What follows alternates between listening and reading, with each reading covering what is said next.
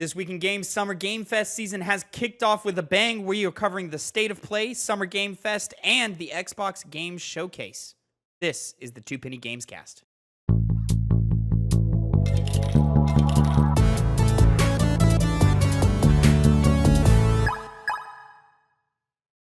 What's poppin', players? Welcome back to the Two Penny Gamescast, episode 254. I'm your host, Tavin Bothel, here with my good friend and co-host. Say hello to the people, Connor Elliott. How's it going, everybody? How's the week been? Huh? It's been a week, Connor. Let me tell you what. How's your week been?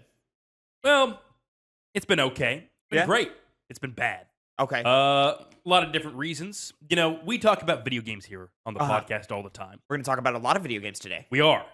And that's the thing. Yeah. Right? It's engineered to be that way. Okay. Is it so, you know, it's a bit too happenstance. That at the same time you have showcase after showcase after showcase, you have massive riots and protests break out. Shout out to all my LA brothers and sisters out there holding it down. People don't like authoritarianism, it seems. Yeah, just throw it in the trash. Yes. Terrible. You have Fuck Donald a Trump. flotilla delivering food to Gaza that was intercepted by Israel. Is this the one that Greta Thunberg was on? Thunberg was on, and that actor from Game of Thrones, Davos, he played that character. Okay. He was championing it a lot. Okay. They got arrested. That's tough. Yeah. Didn't know that. Only just heard about Greta Thunberg was doing that a couple days ago. Yeah. She was one of the big people pushing it, and they didn't get shot and killed, which was the thing people were worried about. That would be upsetting. But, of course, illegally, you know, in international waters, were, you know, supposed to apparently not be there. But we'll see how that progresses. All of this... How can you supposedly not be there in international waters? Because that's the thing. It's kind of a mix, because on one hand, Israel is an occupying colonialist power. They're an occupier. And even though the waters in which they were arrested weren't really their waters, I think they were technically arrested in Gazan waters, which, of course, they're not occupying, but they control the waters of, but they're not occupying it. So it's kind of that mysterious, it's that weird middle line when you're the bad guy, you have to walk to make it seem like you're not the bad guy. But all of this happened, and we were distracted by design. Because of video games? Because of video games. You think the video games were distracting the world from the real issues in politics? More so because it's centered around the U.S. in both these stories. Not necessarily directly with Israel, but it's all, you know, it's all connected. Connor, I'm going to go ahead and say that's a reach. No. See, us young people like these video game showcases. Right. Is it a bit too coincidental that all of these other things are going on when we have a convenient distraction? Well, SGF was scheduled a year ago. Yeah, okay. A year is... And a year ago, we didn't know who the president was going to be. Did we not? So we didn't know we were going to be in this... That's a good point. We didn't know we were going to be in an authoritarian regime by the time of summer 2025. You're thinking about... All of it seems circumstantial to you. Okay. But when you actually break it down... You're right. Yeah, is it really circumstantial? I forgot the powers that be, Connor. The powers that be, you know? They are called the powers that be for a reason. Yeah.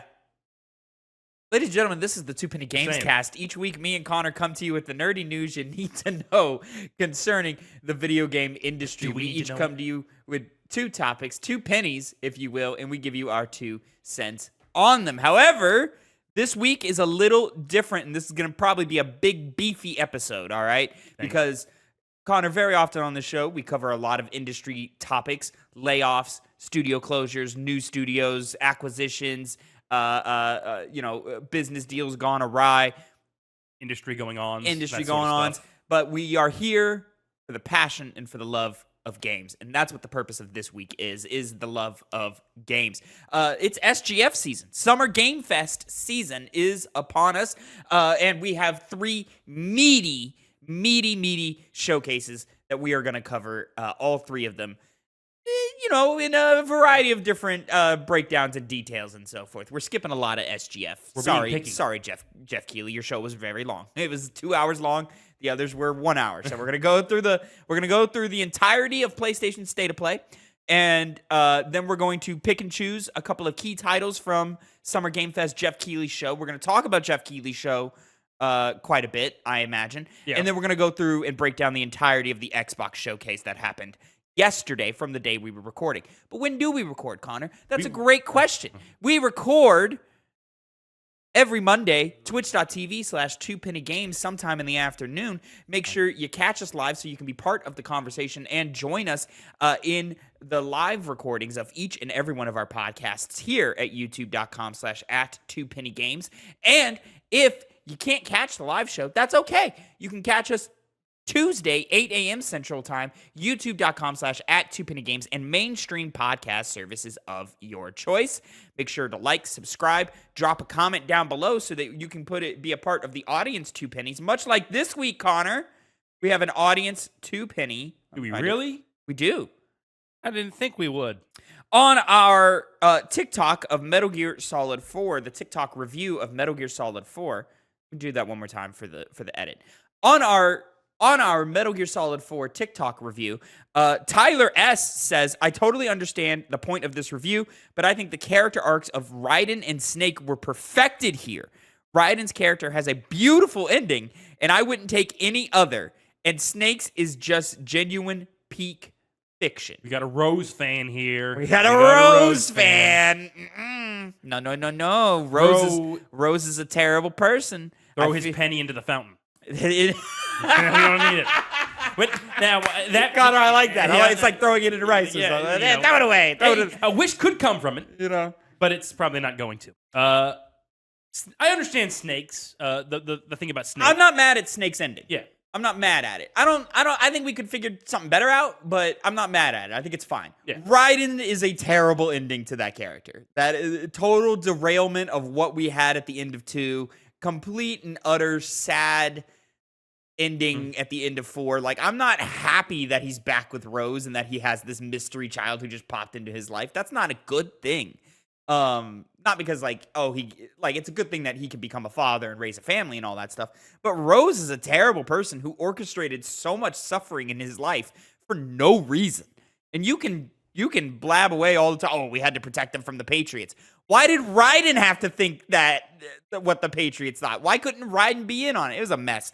That ending was terrible. Raiden wasn't even the best handled character in the game he comes from. And they could never stick the landing with that guy until Platinum Games got a hold of him. We're gonna get there. There were some comments about that, about Rising Revengeance. I also want to throw in Ryan over on the TikTok video, same video. Too much yapping in my he quotes me. Too much yapping in my MGS game. Well, I didn't say that word for word. What I said was there's too much yapping, and he said too much yapping in my MGS game. Anyways, too much yapping in my MGS game, bro. It's an MGS game, and the conclusion to the whole story. What'd you expect? A good conclusion? You're not the only one who said this, Ryan. I saw another comment who said something like that. Listen, I'm a diehard Metal Gear Solid fan. Like I said in the fucking video. Okay? Open your fucking ears and listen to what I'm saying, all right? Never shuts up about it. I never shut up about it. I can't wait for Delta Remake. It's so exciting. Anyways, listen here, Ryan. It's too much in 4, and it's a lot of yapping about fucking nothing. They say a whole lot of nothing in Guns of the Patriots. It's just words just thrown at you endlessly, all right? In the other games, the words had purpose. In this one, they don't. So, yeah, there's too much yapping in that game because there's too much yapping in the video game. Yeah, I can't. Go play the game again. And go, then you can play it again. And then you'll see and the disparity analyze between those what cutscenes. is being said, what the information is being delivered to the player, and how much of it is just so repetitive again and again and again. There's too much talking. Too much talking. Not interesting talking. And Kojima can do that. Yeah. There's 3 other games of him doing that. Plus, parts of Death Stranding. That of him doing really interesting dialogue-heavy cutscenes. Guns of the Patriots is not an example of that. Anyways, that was our audience 2 pennies. Let us know what you think of that. We just invite them on here just to smack them around. We don't always do that. It depends on the comments. It does. Mm-hmm. It does. So make sure you drop your comment in for a chance at being part of the 2 pennies. Remember, you can do that on YouTube. You can do that on TikTok. You can do that on Instagram. Links are in the description down below. Connor, shall we move on to our first topic of the day? We got a lot to talk about. We got a lot to talk about, Connor. So, of course, the PlayStation State of Play happened this last Thursday? Wednesday. Wednesday. It happened this last Wednesday. It was they advertised it as a 40-minute, but it was actually like 50-something minutes if you include the documentary at the end that they put in. What did you think about it? I think it was a pretty solid state of play. You know, it had some key flagship titles. We're going to go over here in a second. It wasn't SGF, so it wasn't over 2 hours long. Right. It was shorter than the Xbox showcase, and so I was a big fan of the time that it took to show off their stuff. Was it the most super interesting titles? Not necessarily, but there were a lot of fun stuff to watch there. It wasn't the best of this whole showcase season, I would say, but it was still good. I agree with you. Yeah. It was good. There were some titles that I was expecting to be here that we didn't end up getting. Where is Marvel's Wolverine? Where is that game? We never did get that. That game was announced years ago, and we've seen nothing from it, which is a little worrisome.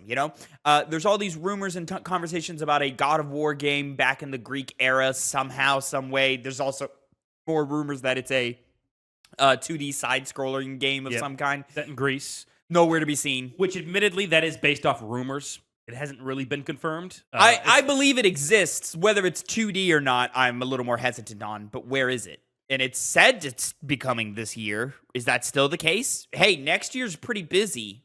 Yeah. I think you want to get it out this year. But it is a God of War title. And if they are going the more 3D route instead of like a 2D side-scrolling game, it'll probably get a pretty good amount of fanfare. Though, that being the case, I'd be surprised that they would be doing that, especially since ideally, or at least, we seem to have another God of War game, another mainline God of War game coming down the pipeline. So it'd be kind of weird to double up on that with the same kind of gameplay style. So I was expecting a 2D, but if we hadn't seen it by now, I questioned whether it's even there. Fair. Yeah. So, there's a lot of first-party stuff that was just missing, and we could keep going, but we got a lot to get through, so we're gonna move on from there. Overall, I liked the state of play, but I agree with you. It wasn't the punchiest state of play. So we're gonna get right into it. We starting out with Luminous Arise comes fall 2025. This is from Enhance Studio. Now, Connor, you may not know this, but this is from the development team behind Tetris Effect. And if you don't know, ladies and gentlemen, Tetris Effect is probably a top 25 video game of all time. What they are able to do with music and color and art and emotion in Tetris Effect is amazing. I don't know anything about Luminous, but this is a day one purchase for me. Yeah. I know Luminous has a fan base. I know people really like that. I'm excited that it's coming back in this form. The trailer is beautiful. The music is fantastic, and it just looks like we're continuing along with that great gameplay experience that was established in Tetris Effect. This is a day one purchase for me. Yeah, we had talked about it a little bit. I think when you came home from work that day or the next day or something like that. And last night was it? Yeah. Oh. Because I was taking my notes for today's show. Yes. Yeah, so not knowing really anything about Tetris Effect and just going off of the content of the trailer alone, I was confused at how the game played, but it was enchanting. It looks visually beautiful. And so is this because I looked it up quickly because you had said this is another Luminous game. Yeah, so we are not in gameplay until this this is where gameplay is, right? I don't know how Luminous plays. Neither do I. I got no idea. That's something I should probably look into. I know literally nothing about Luminous, but I know it's got a fan base. I know people really like it. Tetris is Tetris. Everybody knows how Tetris plays. So Tetris Effect is basically this style where we're changing styles a lot, and it's set to music and beat, and you're playing for high scores and so forth like that. So a lot of this is very similar to what you see in Tetris Effect. It's just the blocks and buildup of blocks and how you accumulate points is different in this game. I don't know how that part works, but the whole the way the style of the game, the visuals you're seeing, the points on the side of the screen, all of that is very much Tetris Effect. Now, the question is, Tavin. AI? No. Any of that image stuff AI? You never know nowadays, dude. I mean, it looks like the game from before the AI stuff was existing, so no. But it's a beautiful trailer, and I'm excited to see more. Why is the guy walking? What is he walking to? I don't know. Will we find out? No. How do you know? Because it's just a guy walking. He's going to disappear, then the game's going to come on. But then he comes in at the end, so it's is this a this walking guy. I very much don't think so, Connor. What deep story will be told with this game? We will see. Pragmata from Capcom, First Contact trailer. This game is finally coming in 2026. This is a game that was announced back in like 22, 21, maybe even in. Yeah. And you see at the end of the trailer, it's the sticky note that they did the last time we saw this game, where it was like 22. No, just kidding, 23. Yeah, sorry. And then this time we haven't seen it since then, and it's all been scratched out, and it now says 2026. Yeah. And they say really this time. So. Pragmata is coming. What do you think of Pragmata? I've never known exactly what to think about it, though we've seen it a couple times. I still don't know what to think about it. I know it's going off of you have the main character journeying with their little companion, other character. This person being an AI, android or something like that. Yeah. And the gameplay from a showcase perspective seems like it could be very engaging and heavy hitting, but it also doesn't. I'm very confused on how I'm going to feel about this game until I get hands-on. Yeah. And it definitely seems like narrative is going to be a big factor in it. So, how good is that going to be? I feel like it's probably going to need to stick the landing on that. Is that Troy Baker? I think did they confirm it was? I don't know. I have no idea. But it sounds like Troy Baker. I don't think it is, but it sounds like him a lot. He's in everything now, so. He's always in everything. So I kind of vibe with we're doing like a weird like sci-fi, I guess, Last of Us thing with like a heavier focus on gameplay. I don't hate anything I see here. I like that she's involved in the combat. We're showing off dodges and parries and dodging around and shooting guys, and there's some like light platforming, like traversal stuff going on in it. All of that is interesting to me. It's just a matter of like, how's it gonna feel to play. Very much kind of gives me a what was that game from Platinum Games? Chain of something. Damn. You know what I'm talking about? It's like an anime game you played as a cop.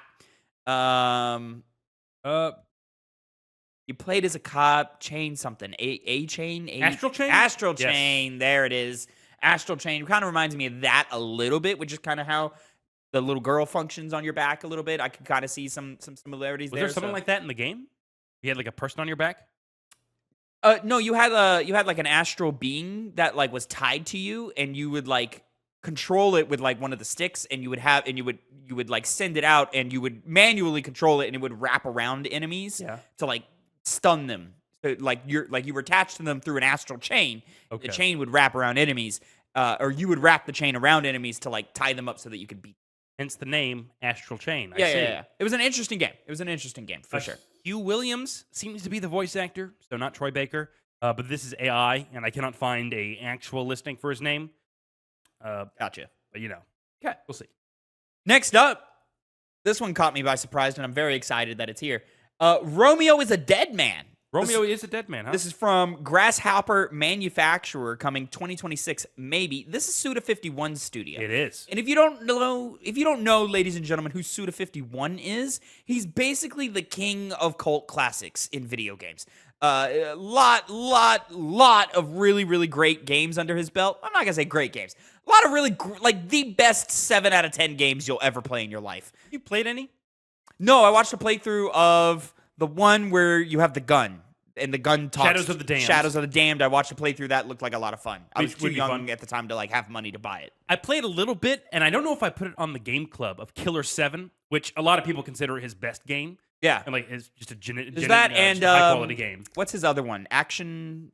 There's Deadly Premonition. Oh, No More Heroes. No More Heroes. Yes. That's the one. That's the most famous, of course. That's his, like, big franchise, as far as I know, yeah. So, yeah, if you don't know who Suda51 is, highly respected development lead. Very interesting in this case. I think combat looks really, really fun. Yeah. Style is kind of wacky and all over the places, which is what I would expect from a Suda51. Our switch from, like, weird, like, cartoon to, like, gameplay was jarring for me. I kind of wish we stayed in the cartoon the whole time. But, you know, I like what I'm seeing here. It looks crazy, goofy, action, mayhem. And, yeah, I'm excited to see more. I'm interested to see more. I like that you're one of the characters is on the back of his vest talking to him and so forth. So, yeah. I'm interested to see more. You see the DNA of both No More Heroes and the game we just mentioned. Shadows of the Damned? Shadows of the Damned, yeah. Both in terms of its like gunplay. Yeah. With Shadows of the Damned and its blade gameplay of No More Heroes. And then also this tease at the end where we're jumping to different like gameplay genres and so I think there's more to this game. They haven't shown us all of its tricks yet. I think they're hiding something here. So yeah, it interested. He's got the full fucking credits at the end of the trailer. He respects his team. Hey, I'm with it. And it's probably the entire studio in the first place anyway. Yeah. Yeah, usually not the biggest studios. Yeah. Up next, kind of shocked me that it's here, especially because we just got an announcement today that Konami is putting on a showcase later on this week. So in which they're going to be previewing what we're about to talk about, Silent Hill F, and more Metal Gear Solid Delta, and something else quite major they're going to detail. So Konami's back in the game. Konami is back. We'll see if that works out, Specifically, we're going to see with Silent Hill F coming September 25th, 2025. This is, I want to say, like our third or fourth trailer to this game. I think it's our third trailer to this game. And this is the first one that's impressed me. Now, it's also the first one I've seen post-playing Silent Hill 2. So, my expectations kind of got reset, I want to say. And I really like what I've seen here. Yeah. I mean, so it's kind of hard to sometimes think about, especially since I'm not a Silent Hill fan. I played the original 2 in preparation for the remake of 2. Yeah, but I've only played the remake. Yeah, and besides that Silent Hill game, the only other one that came out recently was Slitterhead and that weird interactive Silent Hill game. Yeah, neither of which were well received. No. And so Silent Hill's in this weird space where 2's bought it a lot of goodwill for where the series is going to go from here. But shout out Blooper Team, we're going to talk about you later. Yes. And surrounding that one game, it's like, okay, well, Silent Hill back.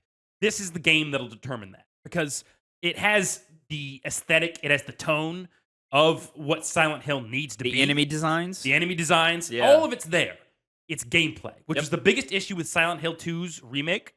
And now it's it looks like the biggest issue from this trailer. But I'm so willing to forgive it with what I had in my experience of Silent Hill 2, because Silent Hill is all about its atmosphere, all about its subtle storytelling, all about its just creepiness. Like, we talked about it.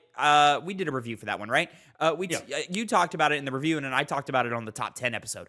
The sound design in that game is horrifying. Yes. It feels like that sound design makes you feel like there's creepy crawlies on you at all times. Yeah. Right? Like literal like bugs and grossness are on you. That's what the sound makes you feel.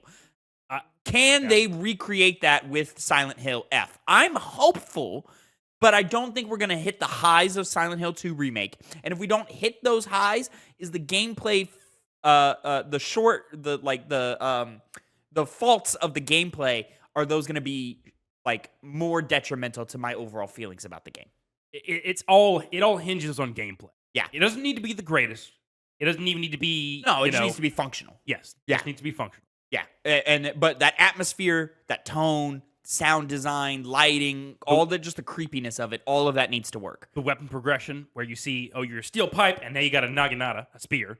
And in Silent Hill 2, you would slowly escalate. Slowly. You're like 25% of the game. They're like, here's the pipe. You're going to have that for the rest of the game. The pipe is good. The pipe, yeah, sure, it's good. Yeah. It's the most useful weapon in the fucking game.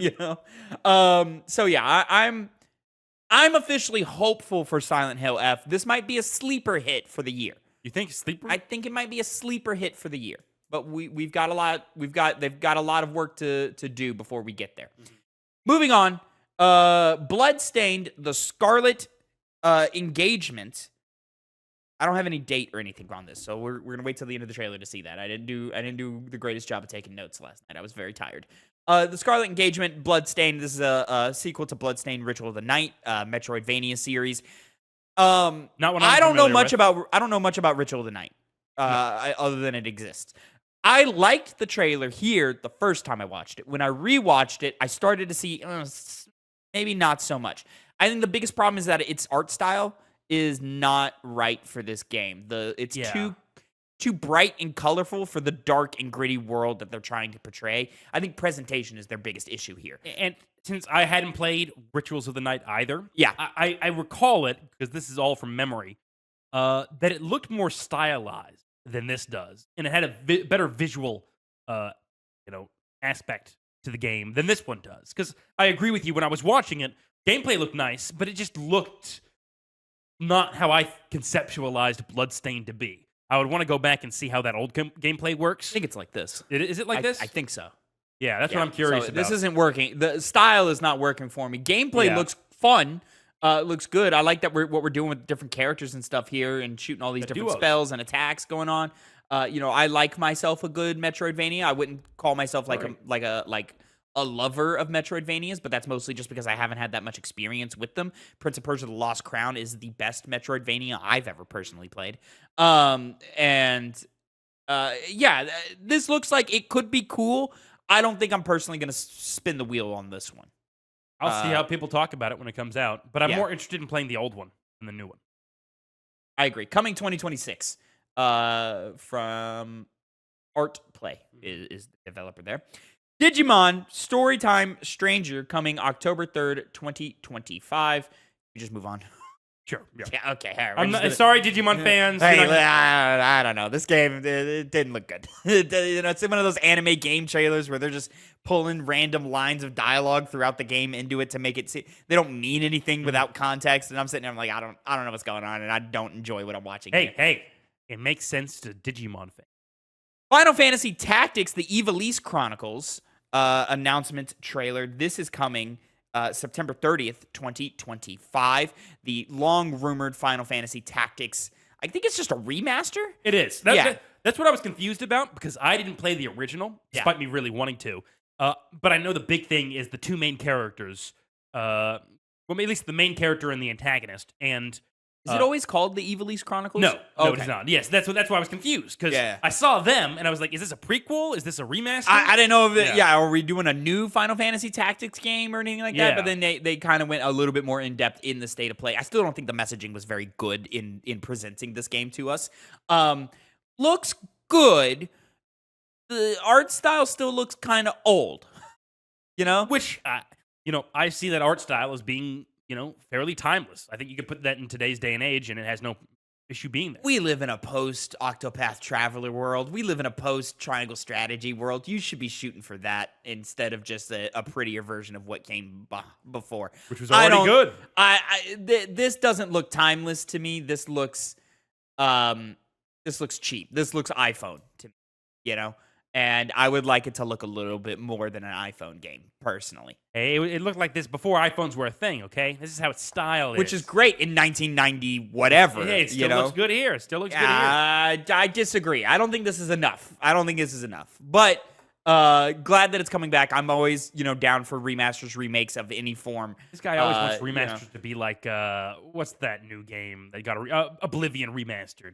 Completely different. Doesn't look the same. Doesn't need to. No, it just needs to like fucking look good. It just doesn't. I just don't think it looks good. Like it looks fine. Like I honestly, legitimately, like when it was starting, I was like, I don't know if they did anything. Like this might just be a port. And then they like went and showed it. And I was like, oh okay. Fully voice acted. That's nice. Mm-hmm. Like that. And you get to pick between the two styles of classic and enhanced. I think they call it. So it looks very similar. Neat. But the way they said it. If you choose the classic version, you don't get the voice acting, is how they presented that. I could be wrong, but again, weird. I don't think they presented this segment very well. Baby Steps. This is their tower trailer. Did this one finally get a release date? Yes, Baby Steps, September 8th. We've seen this at a couple of state of plays now. I want to say one or two other state of plays. Focused on, just controlling this guy who can't walk too well and, a lot of British humor going on. Looks okay. Not my style. Yeah, I mean, there's an audience for all of this stuff. It seems like it's going to be one of those getting over it type games where it's just ish. Yeah.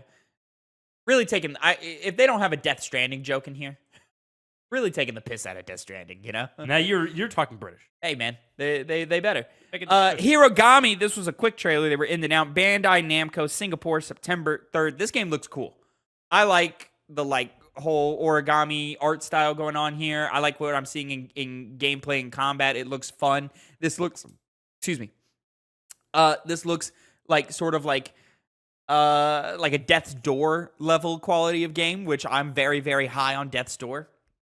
And so yeah, they're showing a lot of stuff here that I'm really really into, and so I'm hopeful for this one. I think we're in for a nice little like 3D action platformer treat here. Yeah, when I first saw this, it didn't really stick in my mind, but I saw some trailers playing again, and it's such a unique style. It's kind of hard not to think about it to some degree, but not usually the kind of game I play. So, be interesting to see your thoughts. You're more likely to play it. I'm into what I'm seeing here. And I think that's what I wish I'd said this before.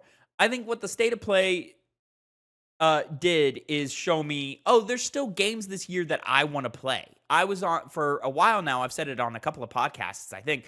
I'm not sure how much more I'm going to play this year because there's not a lot really speaking to me. And also, games are getting expensive, So I'm just not quite sure if I want to play a whole lot of video games this year. There's a couple of other titles that I'm still excited for. Death Stranding 2, Metal Gear Delta, Ghost of Yotai, of course. Ghost of Yotai, of course. But overall, I was just kind of like, I don't know. And now this state of play came in and showed me, hey, there's a lot going on in September, including Everybody's Golf Hot Shots coming September 5th. We can move on from there. Into Ninja Gaiden Ragebound, got a release date for July 31st. That's exciting. I'm very, very, very excited for Ninja Gaiden Ragebound. This might be one of my most anticipated games of the year. I wasn't sure if it was actually coming this year, and now that we have this date, oh yeah, I'm playing this game. 100%. I am playing this game. This looks so badass. I love the style of it. I love the return to the 2D Ninja Gaiden that this is kind of promising. That I don't really have any experience in, just because I'm not old enough to have been playing games at when Ninja Gaiden was popping like that. But yeah, this game looks fantastic. I love how it looks and plays and feels. I think we are seeing a clear is the guys behind the Messenger aren't making this, are they? They might be. It look like this looks very. The Messenger was very much like Ninja Gaiden inspired, and Koei Tecmo Datamu. I don't think so. I don't think so either, guys. But this looks very much like the Messenger. Like, kind of showed us like what this style of game can still bring us in the modern times, and this very much looks like a response to that. And I'm so glad that it's happening. Yeah, I mean, it's a good time to be a Ninja Gaiden fan. I think so. Yeah, especially with Ninja Gaiden 2 Black that just came out earlier this year. Yes. Ninja Gaiden 4, which is coming a little later this year. Very excited for all of that. Cairn, release date and demo, PlayStation 5. This is coming November 5th. I'm excited about this one. This one's popped up at least one other state of play before, and it's just this like cool little artsy climbing sim game with some neat little storytelling elements into it. I'm into this. I like what they're presenting here. This is not a genre that I would normally dive into, or even like it's like a little like artsy indie game that I may or may not always be jumping into. But I kind of want to play this one. This looks good. Yeah, it's not the game I would probably play, but every single time it showed up, it's been of high quality. I mean, these slower, methodical games of doing something as simple as climbing a mountain is one of the cool things about video games. Is the subject matter similar to almost anime in a way, where you could just have subject matter that you wouldn't really think to make something out of, but you can make it look super interesting. Sure. A lot of game mechanics can go into simply putting a spigot. What do you call those things? Climbing hooks, climbing spikes into some rock and get up some kind of hold it. How do you climb? Do you just set up like ropes basically that you just use to climb up? Yeah, there's safety ropes to like checkpoint you in case you fall. Yeah. So I wonder how replay is going to be if you're going to do a lot of backtracking using that kind of system. Oh, interesting. Yeah. I wonder. I didn't think of it like that. I thought you were just kind of like going up the mountain. So did I. And you got some wound. Some like some blisters and cuts and scrapes from climbing in the hands. You got to go heal your at night, heal yourself up. This is interesting. I love like the different weather environments that we're diving into. I'm fascinated. I'm gonna give this one a spin when it comes out. I'm very interested in it. I'm also I'll once again ask you when you inevitably or you might play it what the story's gonna be like, because why is she climbing this mountain? Yeah, and they even had a bit where like some like other climbers met her and like tried to like say hi, and she was kind of standoffish to them and so forth. So why is she climbing the mountain? What she got going on? Yeah, I'm very, very interested in that game. Now, Connor, I did a bad job. I thought I got everything down in prep trailer-wise, but I failed. I failed you. Connor, Mortal Kombat Legacy Collection is coming 2025. Cool. Hey, Mortal Kombat is historic, and so... Well, it's the first, from my understanding, it's the first 4 Mortal Kombat games, but there might be more in that package as well. It's all the classics, all the old, like, PS1 classic Mortal Kombat games.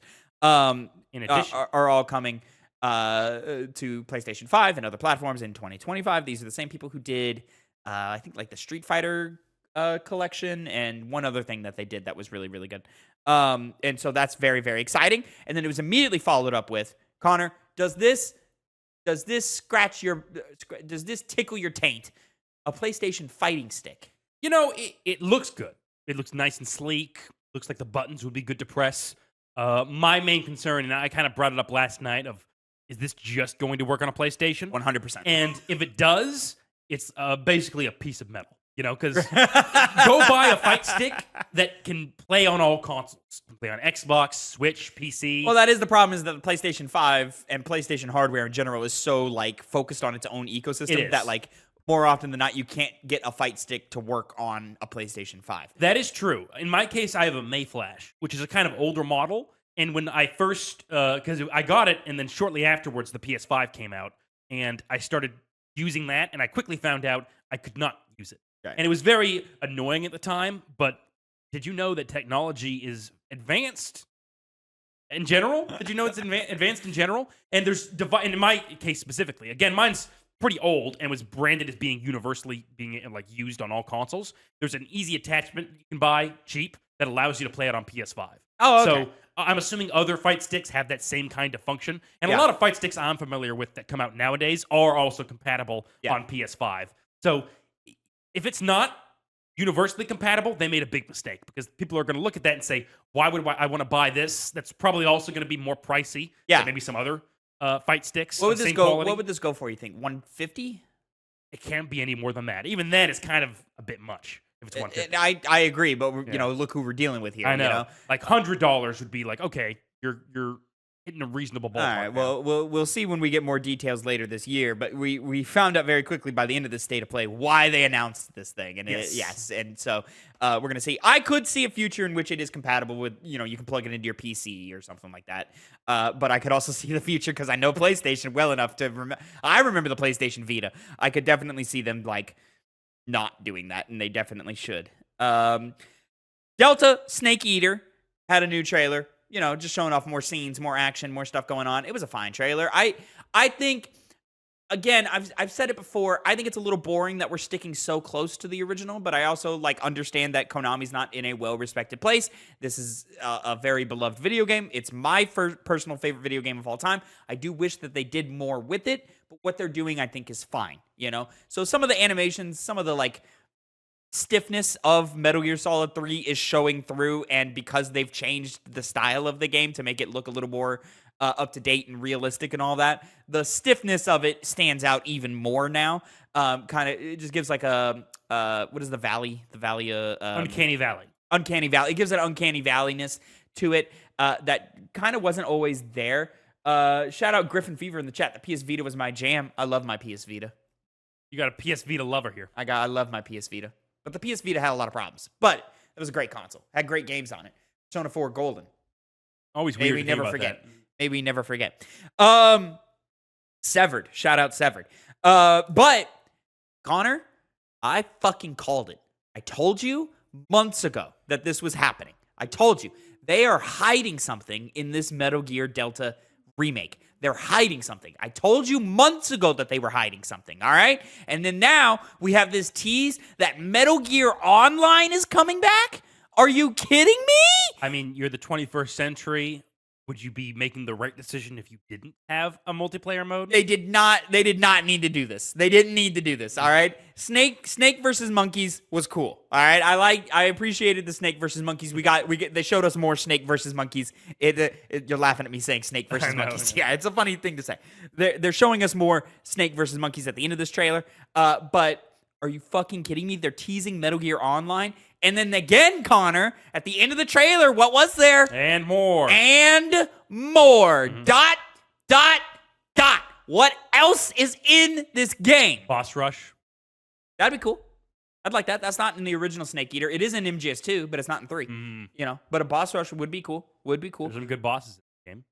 There are some good bosses. Pretty easy boss. Again, an alternate mode for a New Game Plus playthrough. That's the dream. If we can put a gameplay twist on New Game Plus, that's the dream. Let's see if they do that. But MGO satisfies me.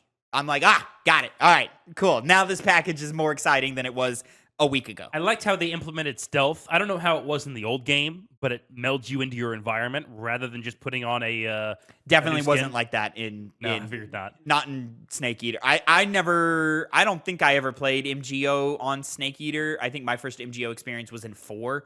But I can guarantee it was probably just like dress your guy up in one camouflage, enter the game. Maybe when you died and respawned, you could pick a new camouflage. But we're kind of pushing the limits of what a PS2 online experience was at that point. You know, loadouts? Are you kidding me? Were there loadouts back then? I don't know. Neo 3, Koei Tecmo, Team Ninja, early 2026. They got a new thing in here where you can change your mode from like a samurai to like a ninja-looking guy. And you can throw your little blade around and do some action stuff. It looks like a Neo game. Neo seems cool. I've never personally played one other than the opening minutes of the first game, I think. And I thought that was cool. So, Connor, you've played Neo 1. I have played Neo 1, and it's an extremely small amount of 2. Solid game. One of the best FromSoft Souls-like games. You know, better to that than saying clones. Out there. It had a very nice freestyle, kind of like Ghost of Tsushima, where you had different like weapon styles, high, mid, low, and you would use that to some pretty fun effect. I don't know what 2 did to change up gameplay because I was so limited in my time. Maybe they expanded the amount of weapons you can use, though there is a pretty good amount in the first Neo. Yeah, this ninja gameplay, it seems a great way to basically make it 2 games in 1 with how you play. I mean, you know, of course, a lot of other games like RPGs have different play styles and builds you can go off of, but it just fundamentally seems to change how you move as a character, which is pretty interesting. We're gonna keep moving through this because we got a lot more to cover. Thief VR Legacy of Shadow looked okay to me. We'll see. Yeah. PSVR 2 still kicking around. Funny enough about that, I almost seemed like that was a precursor to doing another Thief game. Because at the end, they showed you it's like clearly the main character from the other Thief game is like still alive. We'll see. He's in this orb. I mean, I think that's just a hint at what's going on in this game, not... It's true, yeah. You're not announcing a game to tease the future. No, I know, but it's just, maybe now they're thinking we could do a little bit more with Thief since it's been a while since I think this is where Thief dies. Yes, I mean, it is a VR title. It's fair to believe that. Tides of Tomorrow is coming February 28th, 2026. This is a single-player choose-your-narrative game, but with the twist of you're following the choices of other players who have already made choices prior to you. So when you enter a level, you get to choose a player, whether it be someone in your friends list, a random player, or someone that's just assigned to you. And whatever they did in their playthrough will affect what you end up dealing with in your playthrough. So if they kill somebody, that guy's dead in your game. You don't get to see whatever that was. This is confusing. I don't understand how this works. And so I'm very curious as to what is going to happen here. This was clearly trying to sell us on the basic concept of the game because it is so unique, and I'm waiting for maybe it's a standalone video on YouTube or Twitter. Yeah, I need another showcase. I need like a 25-minute breakdown of like one level, and like, all right, so because Connor did this, Tavin now has to deal with this, that, and the third. Which, when it came to Deathloop, was that on like? No, they did kind of the same. They did that at some point, didn't they? No, they never. I feel like they did have a little bit of a mission they showed you, and we're like, here's how the rest of the game's going to play out. Deathloop was a very linear game, but but when they were marketing it, it didn't seem that way.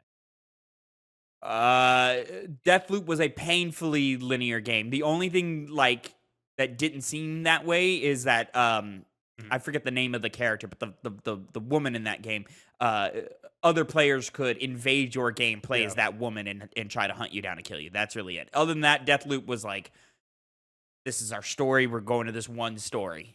There was a choice at the end, but there was very much a canon ending choice in there. Sea of Remnants is coming 2026. I don't know what to feel about this game. This feels like a little bit of too much of everything going on here. I see. I feel like we're not choosing a genre of games, so we're gonna end up with a bunch of like random stuff. And also, like, I wish I had looked it up beforehand. They're doing something weird in this game that it feels kind of like microtransaction-y, like kind of grifty. I don't know. I don't know about this one. It almost it seemed like it was going in a lot of different spaces, but almost like Tides of Tomorrow. It seemed like it was almost just a regular, like a more classic JRPG style combat with a little bit of stealth that you use to get some kind of one-up over opponents, because there was like a series, like, what do you call it? Like a slot machine pop up and had 666 when he did a stealth attack. So it made it seem like, I want to. It didn't really show off a lot of gameplay, more just the tone of it, and the environments you're going to be going on. Also, ship gameplay, of course. I'm interested to see more of it. Like many games, I might not end up playing it, but at least it was fun to watch at the time. I don't know. I'm not convinced. Moving on. Sword of the Sea got a release date of August 19th. This is from Giant Squid, the Journey studio. Looks good. We're just going to kind of breeze past this one here, Connor. Okay. FBC Firebreak, June 17th, coming to PlayStation Plus Game Catalog, Day 1. An update to PS Plus Classics, the PS2 version of Deus Ex, Twisted Metal 3 and 4, and Resident Evil 2 and 3 Nemesis are all coming to PS Plus Classics. That's very, very exciting. And then finally, or not finally, almost finally, we got a full official announcement trailer of 007 First Light. This is from IO Interactive, the Hitman devs. This game is coming in 2026. And this looks good. Doesn't look as good as I was hoping it was going to from the IO devs. But I think that's a case of the trailer that they chose to show us today. Is why. See, I told you needed another page. I told you. It was more than I thought. Yeah, it's a lot. This looks good. Better than I even thought it was. Or I'm sorry, not as good as I thought. But I think it's because of the trailer. They're showing a lot of action-y bits. They're showing a lot of like cool cutscene bits and dialogue bits. And so what I'm hoping for is that hyper level of interactivity that you get in the Hitman games applied to James Bond here. I'm not seeing that so far, but there's always a case. This looks very like Uncharted-y. Look, we were looking very Uncharted in this trailer. Very Indiana Jones-y. Maybe a little bit. Maybe a little bit. I don't know about all that, but it is in the way it's clearly trying to be like, hey, remember the movies you watched? Well, this is like a video game version of that movie.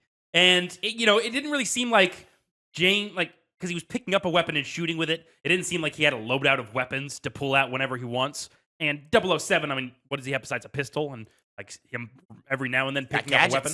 Yeah, he's got gadgets. So we saw a little bit of that, with the watch, shooting lasers, hacking things. It's not in the same exact way, but like Tides of Tomorrow, I want them to, like, especially because of who the developer is, I want to see them walk us through a bit of a level. I need a 20-minute breakdown level, show me all of the different choices that I can make and different things. It doesn't have to be as like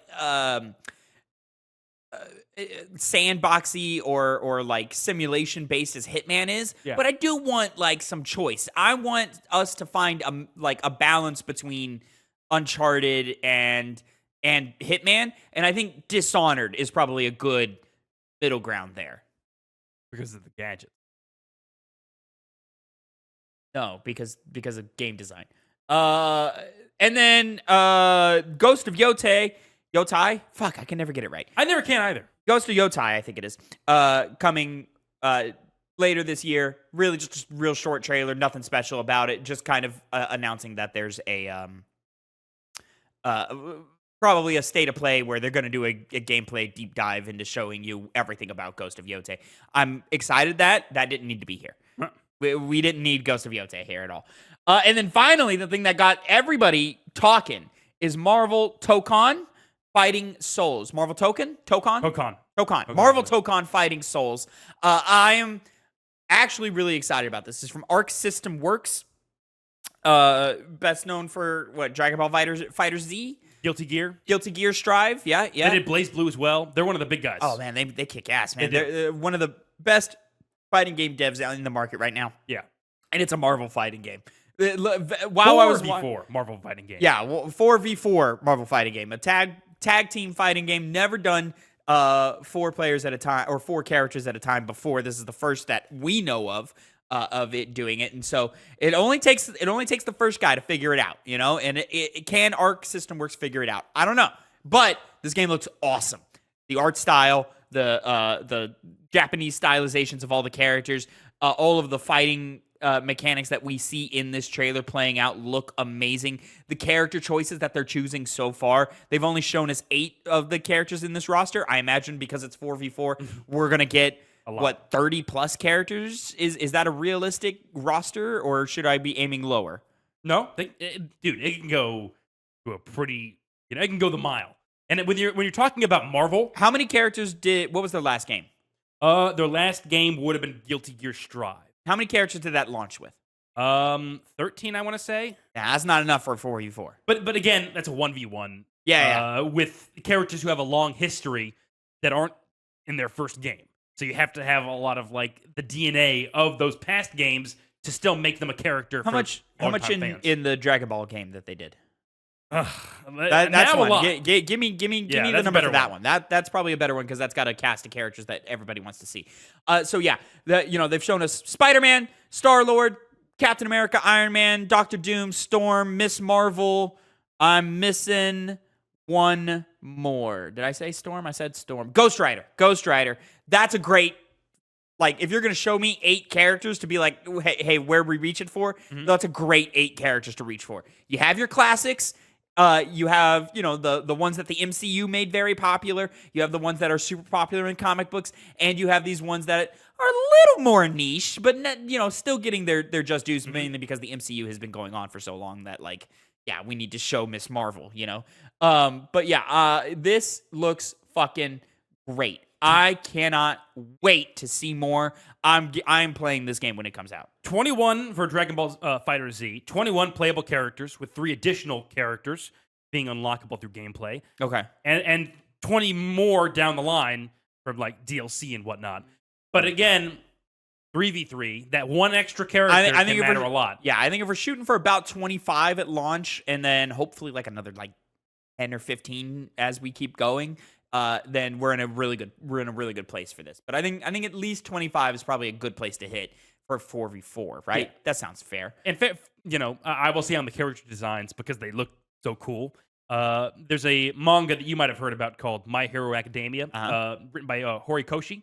He's apparently, there's rumors that he's making the design of the characters. He's a guy who has a lot of love and appreciation for the old, specifically Marvel comics. I think his favorite was Spider-Man. He did one of his covers for one of his volumes. Be like that. You probably have seen it. It's the Art of Spider-Man where he's fighting off the symbiote, and it's kind of in a monstrous design, and it's almost like a beast attacking him, but it's supposed to represent. You know what version of Spider-Man this is? I cannot remember. It's one of the comics. So do you know how many times Spider-Man's fought off a symbiote before? It's a comic cover. So I don't know if there was one that it's the one you would probably think of if you know what those look like. Okay. Yeah. There's one where he's on all fours and looking a little weird, and there's symbiotes shooting off. So yeah, but that's a weird one. So maybe we'll see. And then they ended off with a nice little documentary. Talking about how this all came to be. PlayStation, was in conversations with Arc System Works of making a game. PlayStation reaches out to Marvel. Marvel says, yeah, we're very interested. Arc System Works did a great job, or has been doing a great job making fighting games for the last couple of years. This set off alarm bells in my head. Because, like many other in the FGC, the fighting game community, and I wouldn't consider myself part of that, Connor, but you would, right? There's another very famous Marvel fighting game franchise called Marvel versus Capcom. Yes, they've had 4 games. 4 games. The first 3 being very, very well received. Infinite, not so much. Yeah, the last one they did back in 19? I think it was 2018. We talked about it. Yeah, we talked about it. 2018, 2019. So it's been some time since we've had a Marvel versus Capcom game. And last year, or this year, maybe early this year, I forget the timeline. 17. We had, we had that Marvel versus Capcom fighting collection come out. So you would have expected that would have laid the groundwork for the return of Marvel vs. Capcom, a big comeback for the previous tag team Marvel fighter that kind of shook up the industry and shook up the fighting game community, right? Some of the best fighting games of all time are in that franchise. So you would imagine, we're probably going to get a new one, but instead we get this. And it sounds like PlayStation, who generally has a very good relationship with Capcom, is the one that kind of went, hey, guys, let's give us the IP. We're going to give it to this other team. And we're going to make a PlayStation Studios Marvel tag team fighter excluding Capcom. If I'm Capcom in this scenario, I feel a way about that. Hey, yo, that's ours. Because when the trailer started, I didn't know who Arc System Works was off the top of my head. So I thought that this was going to, I thought Chris Redfield was going to pop out at any moment, or Dante was going to pop out at any moment and play into this. And then I was like, oh no, it's just a Marvel fighter. It's only Marvel characters. Okay, cool. It's Capcom's completely excluded. Are we just not going to talk about the slight that is to Capcom? Are we not going to talk about how PlayStation kind of snaked the Marvel fighting IP out from under Capcom here?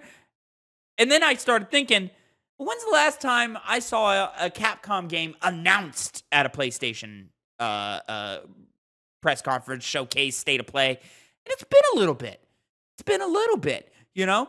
And Capcom and PlayStation have been kind of like buddy-buddy for a long, long time now, about 2017. You know, Resident Evil 7 was announced on a PlayStation stage. I think Village was announced on a PlayStation stage. All of the remake games have been announced on a PlayStation stage. Monster Hunter World definitely was Wilds. Wilds was Game of the Year. Wilds was Game Awards. Game Awards, yeah. So, no. Interesting. Yeah. And then that brings me to my next piece that we're going to talk about later. Resident Evil 9 got announced, and we're going to talk about that in a little bit. But that got announced at a Keighley stage also. Yeah. So I'm starting to now scratch my head and go, I wonder what the relationship of Capcom and PlayStation is now. I think it's changed. I think the relationship between those two those two publishers has deteriorated a little bit. Now, you could say, Tavin, Pragmata was just you just talked about Pragmata 35 minutes ago. And you're absolutely right. Pragmata is on this stage. But Pragmata was announced 3-4 years ago, right? So that marketing deal is already done. The marketing for Pragmata is being done by PlayStation. We know this, all right? That's already set in stone. This game has been in development for several years, right?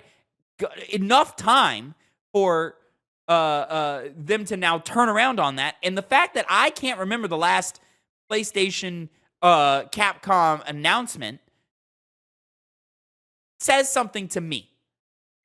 I could be wrong. I could be crazy. But I'm just saying, if we start seeing announcements happen at other showcases, that's interesting. And if we start seeing less and less happening from Capcom at a PlayStation State of Play, I think it's fucking fascinating that Capcom gave both Monster Hunter Wilds and Resident Evil 9, the two franchises that have exploded in the AAA space, on PlayStation stages, are now on Keighley stages. That means something. And I don't think it means anything for Keighley. Good for Keighley for getting those announcements, right? But it means something in terms of the relationship between Capcom and PlayStation. Am I crazy? Not crazy. Whether that's actually, more likely than not is another thing entirely. I mean, Capcom, regardless of how good of a relationship you've had with someone like PlayStation, you're not owned by them. And Capcom itself has been doing very good in an independent space. So they aren't really obligated to do anything with PlayStation. And in the case of, other things could have happened beyond the scenes more than just this Marvel fighting game. Mainly because if it's hinging on this causing a rift between Capcom and PlayStation, it'd be kind of weird seeing as how they haven't done anything at all with the IP of Marvel vs. Capcom until recently. No mainline game had been made since 2017.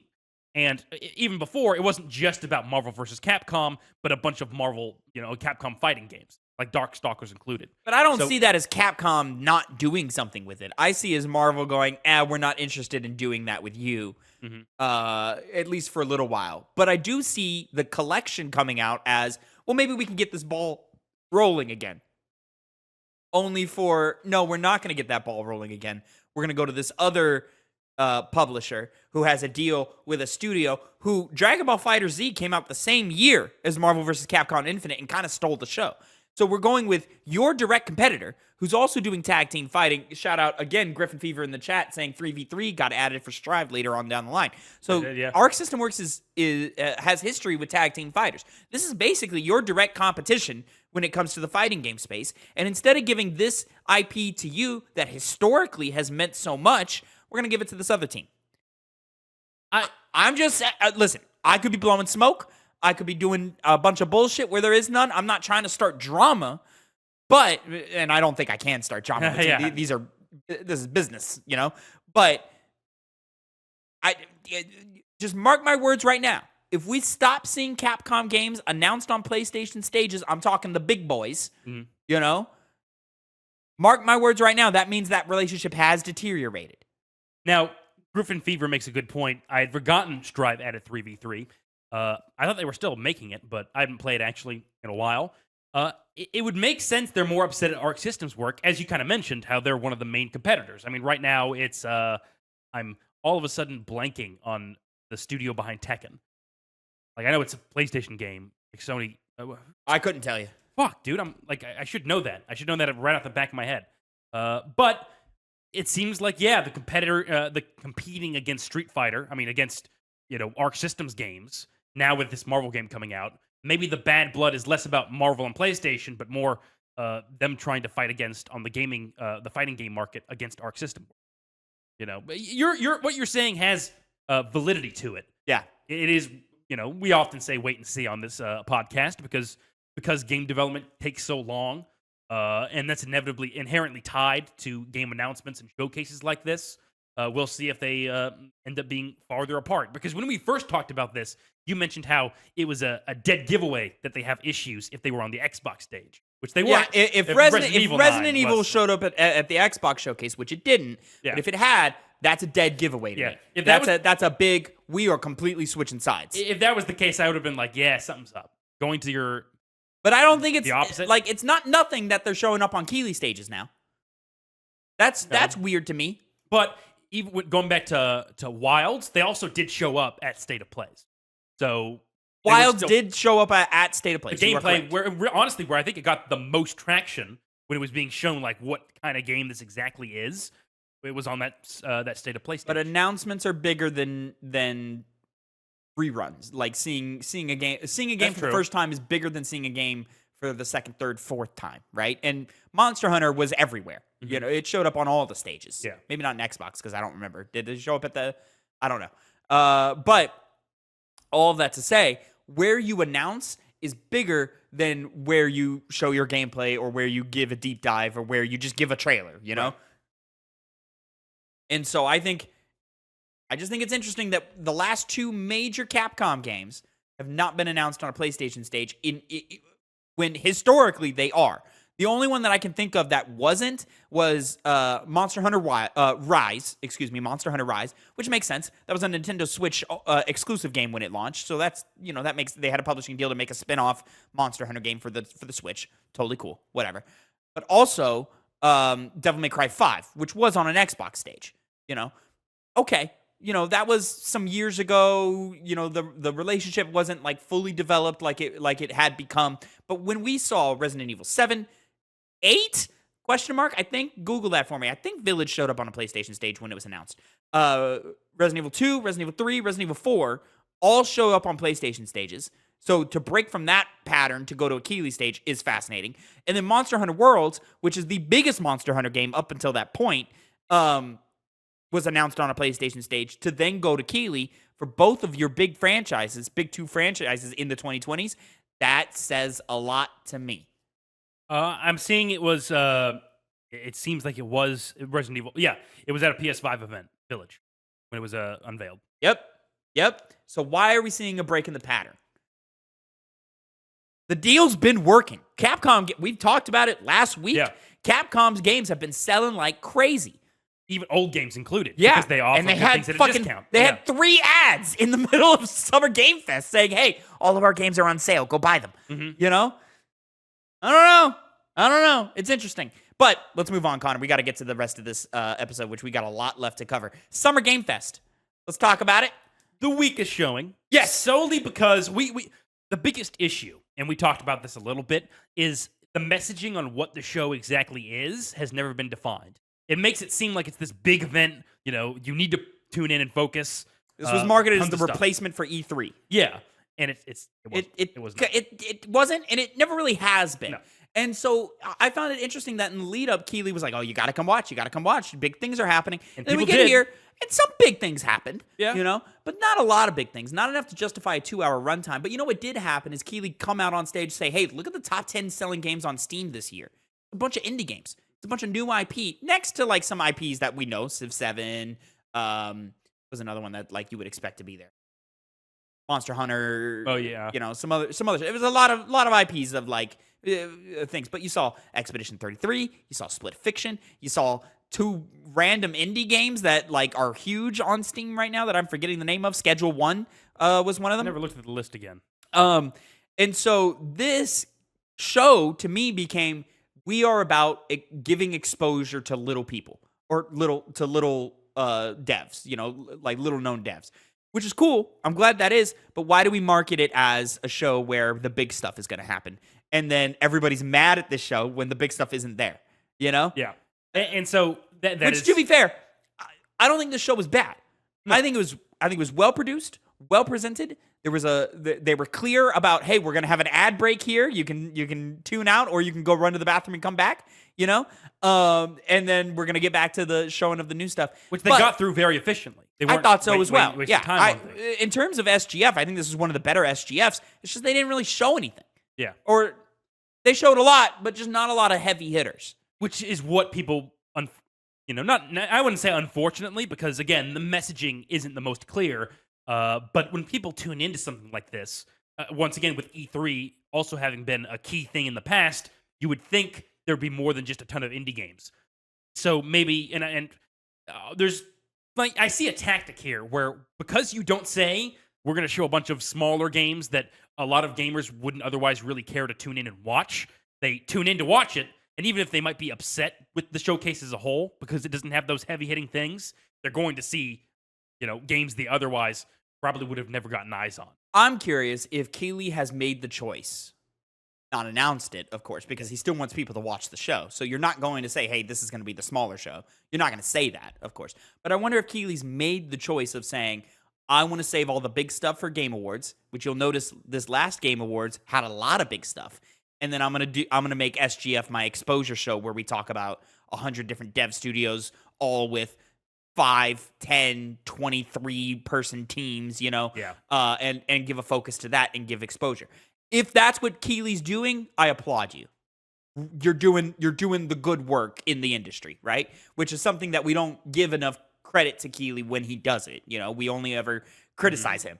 But if that's what you're doing, hats off to you, sir. That's what the culture needs, right? Yeah, and but at the same time, and this is the internet, so you can't really, act in a way where you're expecting to appease the internet. Because I see, even with like the showcases on Xbox and State of Play, there were tons of people coming out and saying, "This is boring. I don't care about any of this. Who gives a shit?" So, I wasn't bored. I was never bored. No, I wasn't excited, but I wasn't bored. During SGF, I was at times, but again, I see it from the perspective of you're showing games. Souls-likes that we're gonna get in this goddamn show. We got like 3 back to back. Spread them out, at least. That's all. All you have to do is spread them out, and people aren't going to have the impact of there's tons of Souls games here, but especially because of how long SGF was. Yeah, and but I guess to put a cap on it before we get to the actual games, the way people view these smaller indie games, I imagine what they would get traction-wise, having a social media post on Twitter or Blue Sky or Instagram, TikTok, wherever. Yeah. Would it get as much attention? I don't think so. No. And so when you do what Keeley's doing, if it's intentional or not, I feel like it is intentional. I'm for it.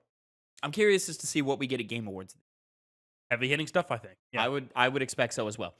Mortal, we're gonna start. We're just cherry picking a couple of games. We're gonna get through this topic a lot faster. Mortal Shell 2 announcement trailer. Connor, what do you have to say about this? I don't have anything to say about this. Souls-like game. The thing about it is that the old Mortal Shell, which again I don't have experience with, it seemed very clunky. Design wise, armor wise, it looked cool, but these FromSoft-like games need weight to it. And this one seemed like it did. Seemed like there were some little interesting gameplay bits to it. But again, this is more of a criticism of the SGF presentation. Because there were so many Souls-likes, it kind of got lost in the storm, so to speak. They back-to-back this Mortal Shell into Code Vein 2, if my memory serves me correctly. We didn't need that. That didn't need to happen, And I thought Code Vein 2 looked boring. This looks fine. Pretty brutal. Like it seems looks like brutal, but it looks fine. Which I do like because it's like people were complaining about Doom Dark Ages not having their glory kills anymore. Here you go. There you go. Right? Fill that space. Sure. That's a 1-to-1. when there's a demand, Tavin, fill it. Sure. Yeah. Guns as well. I don't remember guns. The guns was tripping. Were there guns in the first one? I don't remember. I don't know. That's the thing. When the guns came, I forgot about the guns. When the guns came out, I was like, whoa. From an outsider's perspective, liking these types of games, it looked very like it was doing nothing interesting other than you had a sword and you would swing it every now and then. And then guns came out. Yeah, maybe they did then, maybe they did. I have no clue. Chronicles Medieval. This trailer was narrated by Tom Hardy for some reason. Because the game seems like it's going to be narrated by him. Same thing where it's Bannerlord, right? Oh, right. This is the one with that ends with the thing. Tangentially, I know Bannerlord. It's a strategy game. Yeah. In the vein you expect strategy games to be. You command widespread armies and you lead them on the battlefield. The difference is you play a leader on that battlefield. So you're in the mix with everybody else. So it combines real-time strategy with like action, action. I've never really played them that much, but action gameplay. You're in the thick of it. This seems to be trying to do that, but on a more cinematic scale, on a more AAA scale, because Bannerlord Saga, it's not the most, high fidelity game. And, the other cool thing about Bannerlord is that you can go off and do more monotonous. You can be a farmer, for Christ's sake. You can be a mercenary. And so you can kind of build your own story there. And with this being Forge Your Destiny, those kinds of taglines, it seems like you're going to do more than just play as a leader commanding a giant army. It seems like there seems to be more beyond this. So, like many of the other games, this is kind of what you're going to get by the nature of having a showcase like this. You just want to see more in-depth show-offs of what the game has to offer. Griffin Fever is excited for Mortal Shell 2. Didn't play the first one, but Mortal Shell 2 looks goated, he says. There you go. There you go. The people have spoken. The people have spoken. Atomic Heart 2. I didn't expect us to get a sequel to this game. Neither did I. And that's because, I played it. First game was kind of a wet fart. It was. Now, one of the things people criticized was the dialogue, right? The dialogue was not bad in Russian.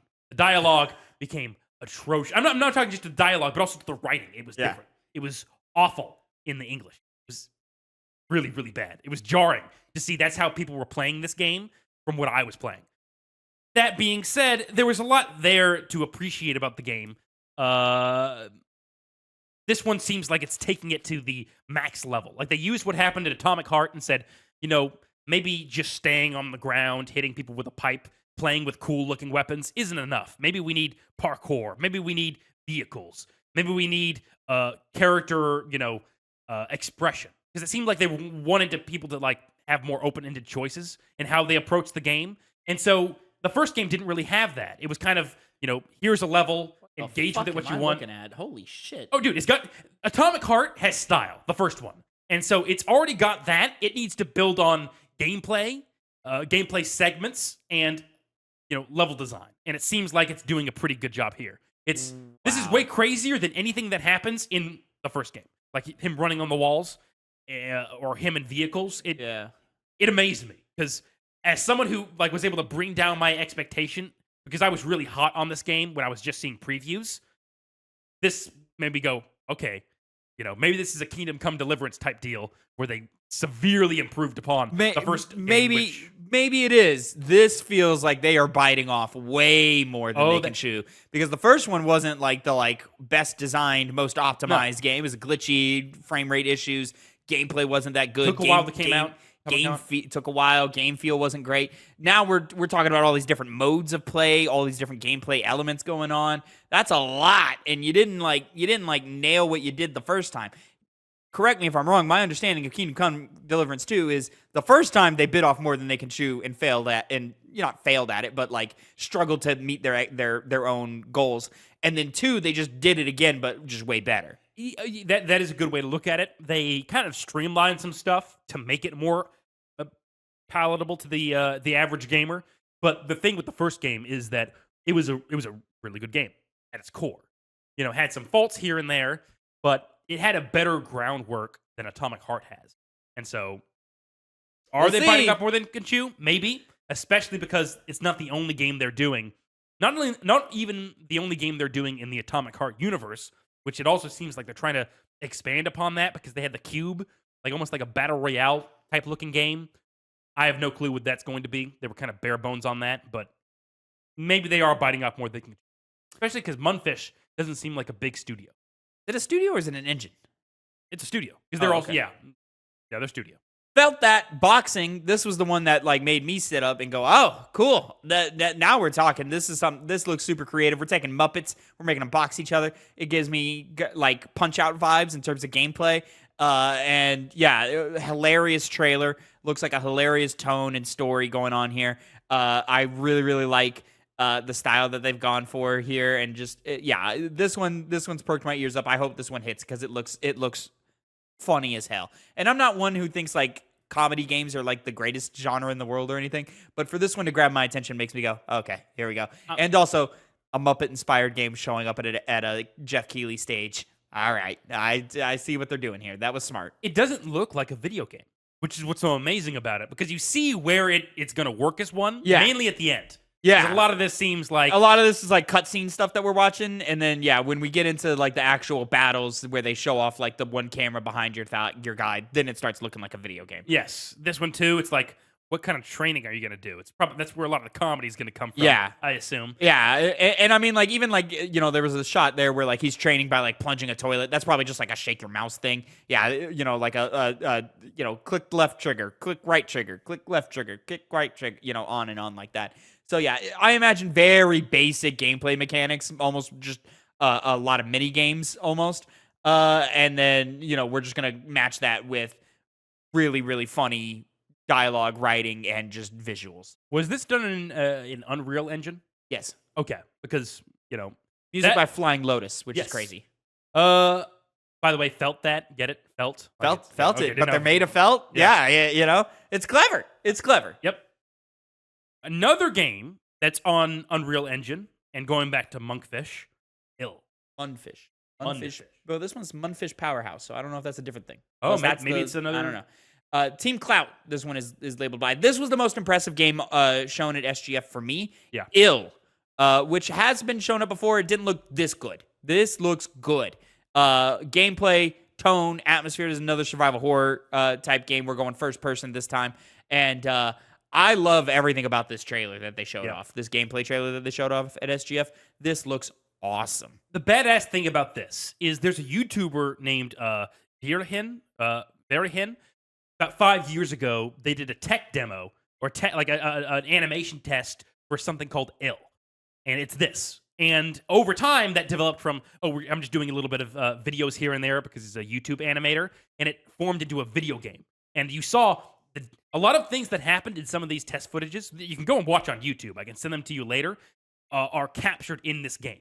So like it'll come a little bit later, but one of these infected-looking guys picks up an item and throws it at you.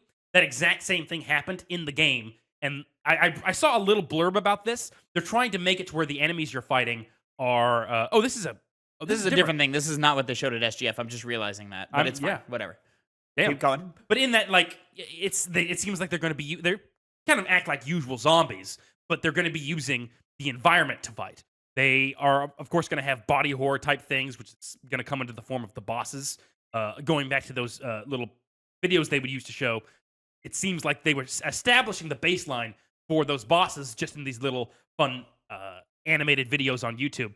And they've also made it to where these guys have a more distinct look to them, whereas before they looked like generic infected people, kind of bloated a little bit. Now it seems like their lab experiments gone awry. Yeah. And, it just looks so unique. So and the gross. way you control it looks so nasty. Nasty. Yeah, see, like there's the like almost verbatim what happens in a little gameplay segment. Dismembering enemies, like where you shoot matters, taking off their arms. Weird, and like it looks like there's going to be so many weird encounters in this game. Yeah. From these tall-looking guys, this fucking. I like what they're doing with perspective, with camera angles. I mean, lighting is off the chain here. Yeah, this looks dope. I hope they match and just what's happening in this world. Like it just invites intrigue. And yeah, it looks like we're doing a little more like action horror as opposed to like just regular survival horror. So you're probably gonna be shooting a lot more than normal, a la like a Resident Evil Village or maybe like a Dead Space or something. Look at this. Look at the boom. That was great. That was great. So yeah, this game looks great. I want to see more. I'm excited to see more. It's on my like. It's officially like I am looking out for ill. I hope it comes to be. Hope so. Stranger Than Heaven. This is what is the name of the studio? RGY. Yeah. I can't remember the what it stands for. So former or still makers of the Yakuza series, the Like a Dragon series and franchise. This is their new thing, formerly Project Century, now Stranger Than Heaven. This is their period piece 1940s action fighter game and so forth. Looks good. Looks very good. Looks quite good.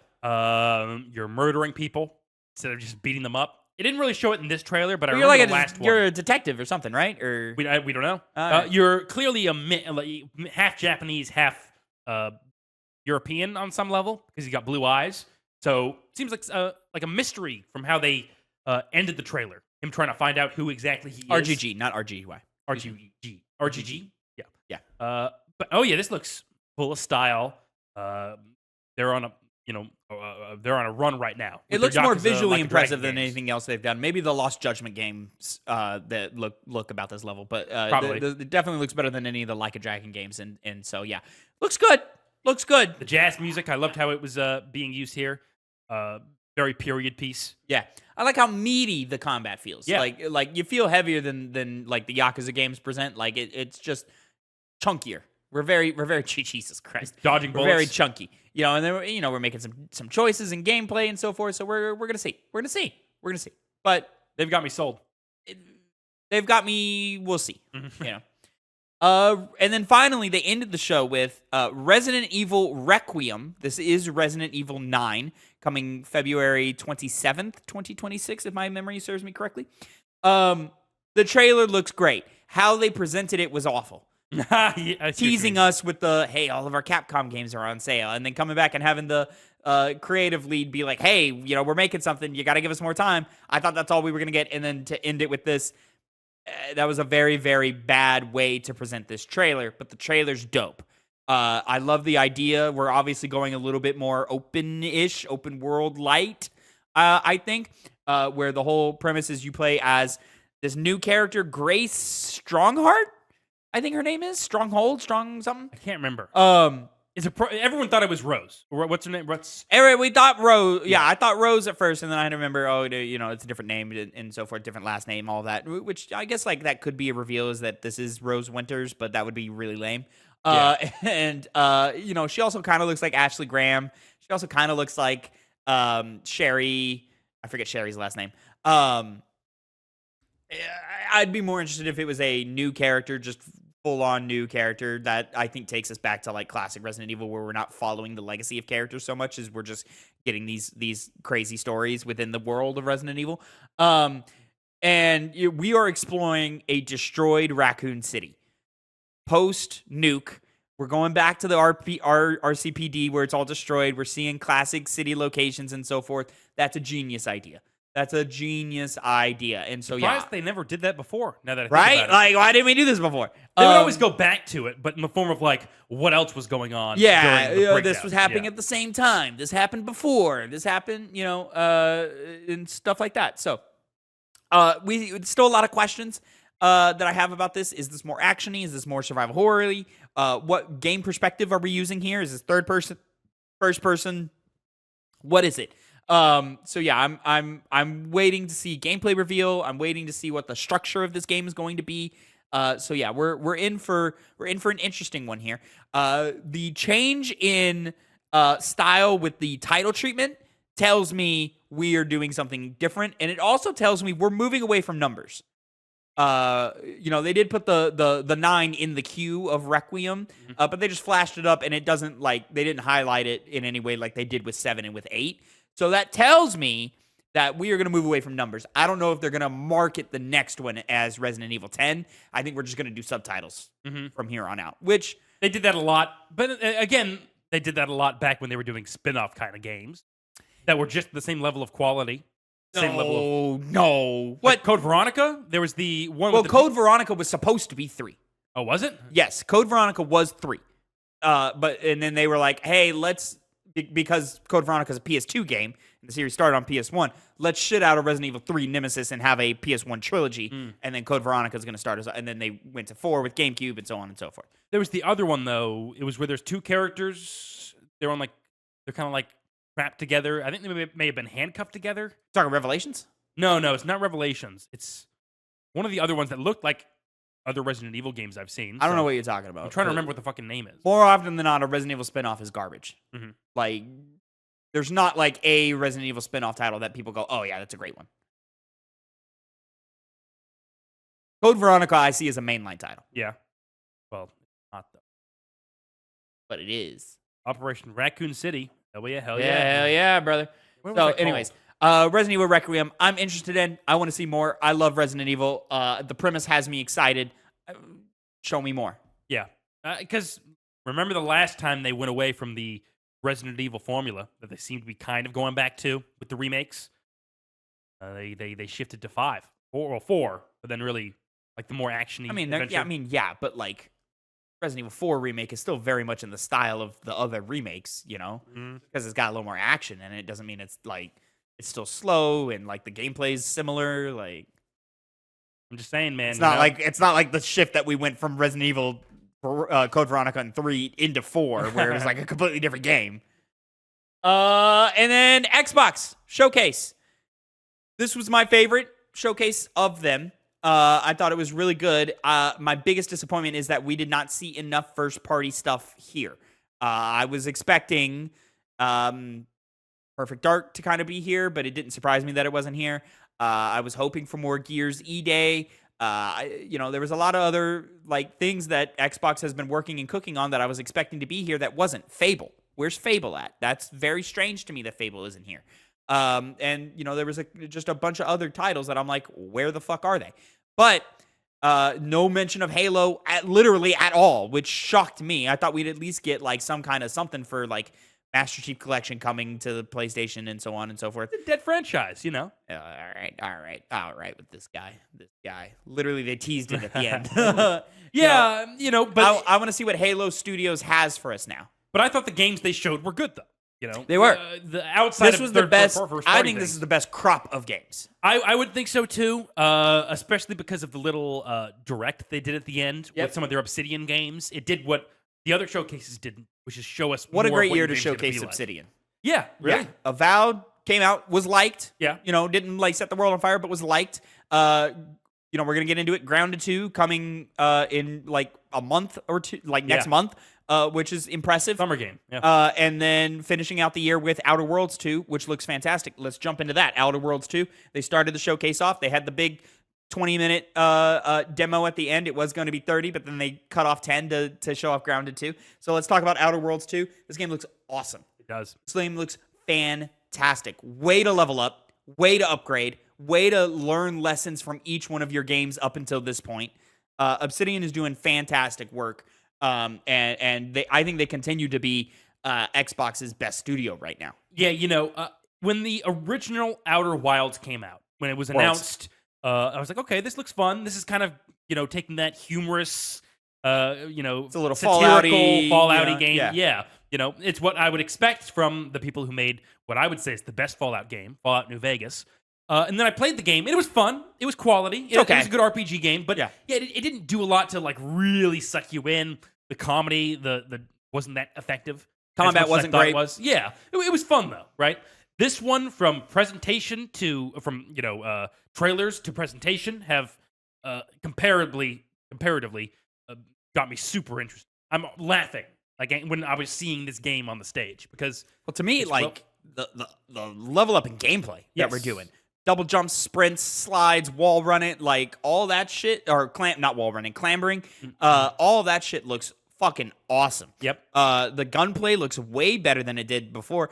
We don't have they had an equivalent to VATS in the first game. I haven't seen that yet. Yeah, and probably for the best because they made their shooting feel good this time around, so you don't need it.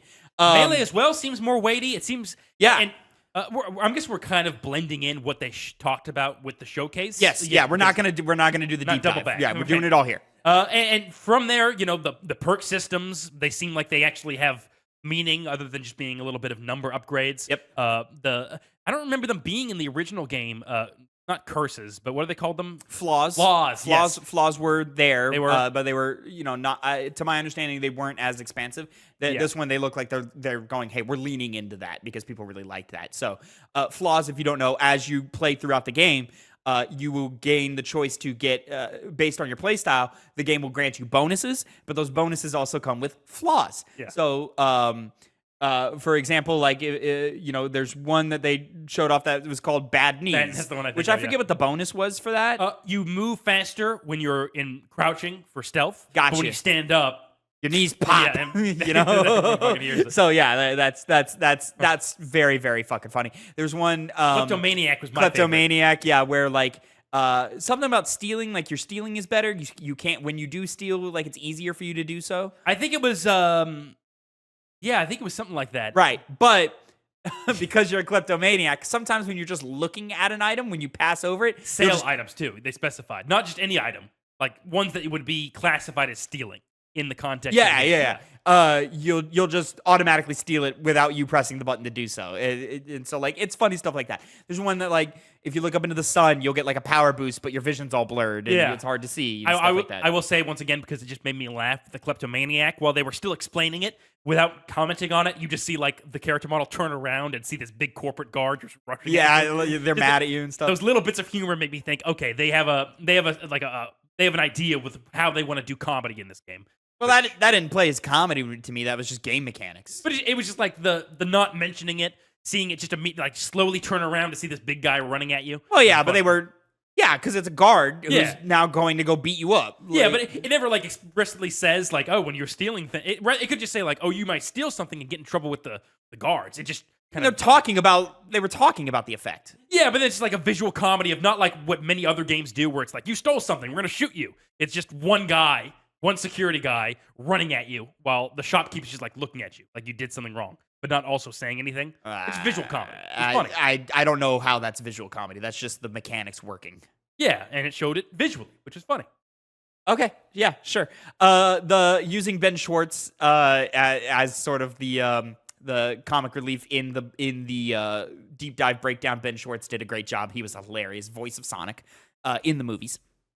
I had to ask you about being the head of the sequel department or whatever and doing all that. That was hilarious.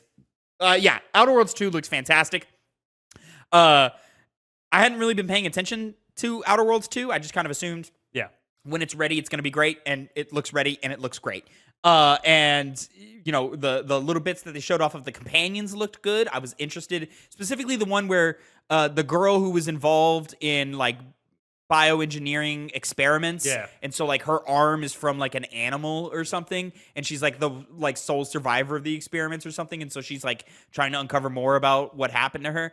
That's a character who stood out to me, and a lot of the other like companions and so forth looked really, really interesting as well. A lot of the dialogue choices seemed really funny and just really good. I think the storytelling is going to be really good in this game. This is now one of my most anticipated games of the year. Surprising. It came at, I didn't think it would sell me as well as it did. Showcase did. Right? Yeah. High on Life 2 announced coming. Here, I got my notes. Let me bring my notes back in here.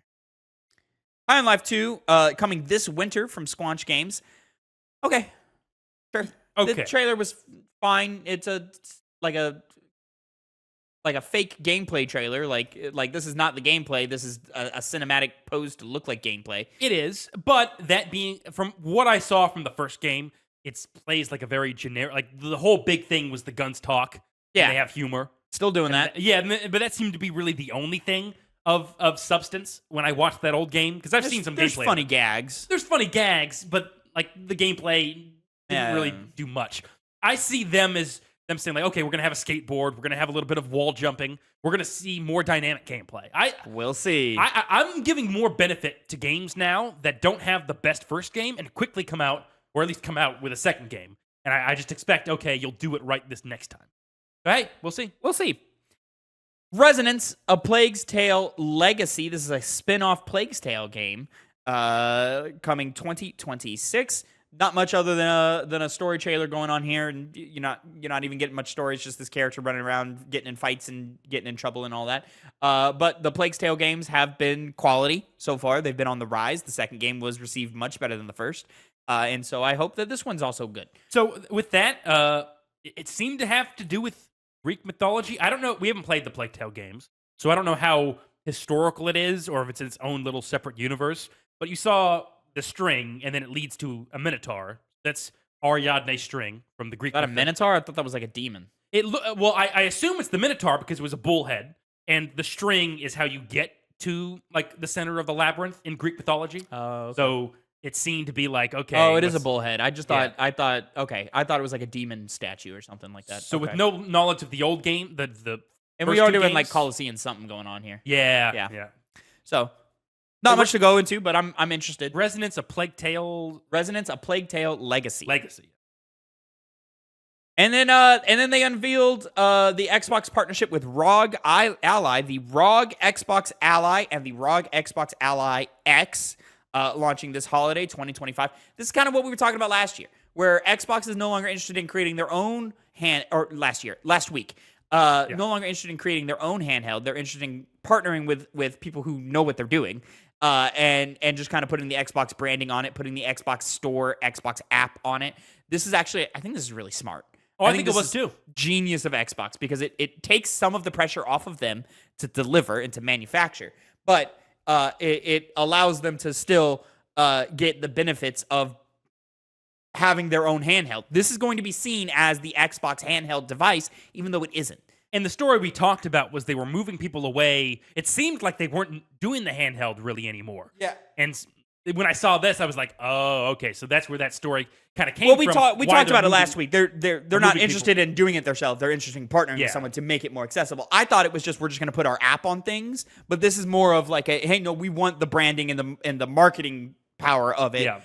And yes, Xbox is going to be the main app on the thing, but all other main launchers, you've still got access to all the main. They didn't name anybody specific, but you can assume they did show. You saw Steam. They saw They showed Discord. Did you see? I didn't see Steam. I saw it in the articles later, but I didn't see it in this trailer. I thought when it shows the screen and they were like when they were mentioning the part of like play out on apps, they were scrolling through some things. I saw BattleNet. I saw BattleNet, which is theirs because that's an Activision Blizzard one, and then I saw Xbox and I saw Discord. Is all I saw, but I could be wrong. But anyways, this is a genius move from them. It looks great. It looks like it's going to feel great to hold in your hands. That's probably my biggest complaint about the Steam Deck. Is it doesn't feel great in the hands. It's a little too chunky, in my opinion. To like mold it after an actual controller, I think is a better move here. And just in general, like it looks sexy. Like that's a sexy handheld, man. I really like how that looks. I really hope the bumpers don't feel like the Xbox controller bumpers.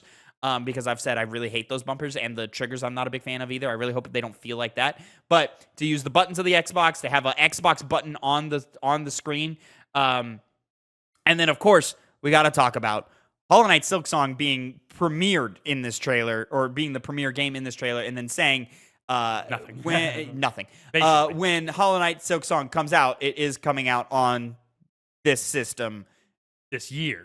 This year is what they said. And the developer, it was confusing the way they said it because it made it seem like Silksong was a launch title for this. That's not the case. The developer has come out and said, hey, no, we are coming out before Christmas, is all they've said so far. They said before holiday. And then someone jokingly was like, what holiday? They went before Christmas. We're coming out before Christmas, is what they're saying so far. That doesn't mean anything. I wouldn't take them as a solid as law until they actually give you always a doubter. Like, do you believe it? I don't believe it. I believe when it's included in this handheld thing, I feel like that's them saying, okay, we're confident it's going to be coming out this time around this year. So I think it's a given. Xbox did this a few years ago when they said all these games are coming out in the next 12 months. And then Hollow Knight Silksong was in that and did not come out in the next 12 months. That's different, though, when you're trying to market a handheld or a new console, in other words. I don't think so. Well, I think this is the exact same situation. We'll find out in a couple months. I will say one other thing that I love that they have the cheaper version. You know, it was like, okay, this is going to be a probably pricey thing. The ROG Ally and then the ROG Ally X. Good job keeping that branding going. I think it's working. Yes. And you know, being able to play Steam games and Xbox launcher games. Yeah, I would. Yeah, I want one. I want one over a Steam Deck for sure. Yeah, because Steam Deck's only Steam. Well, yeah, but you can break it and put like Windows on it and sure. I can't. But there's YouTube tutorials and so forth. You know, it's not that big of a deal.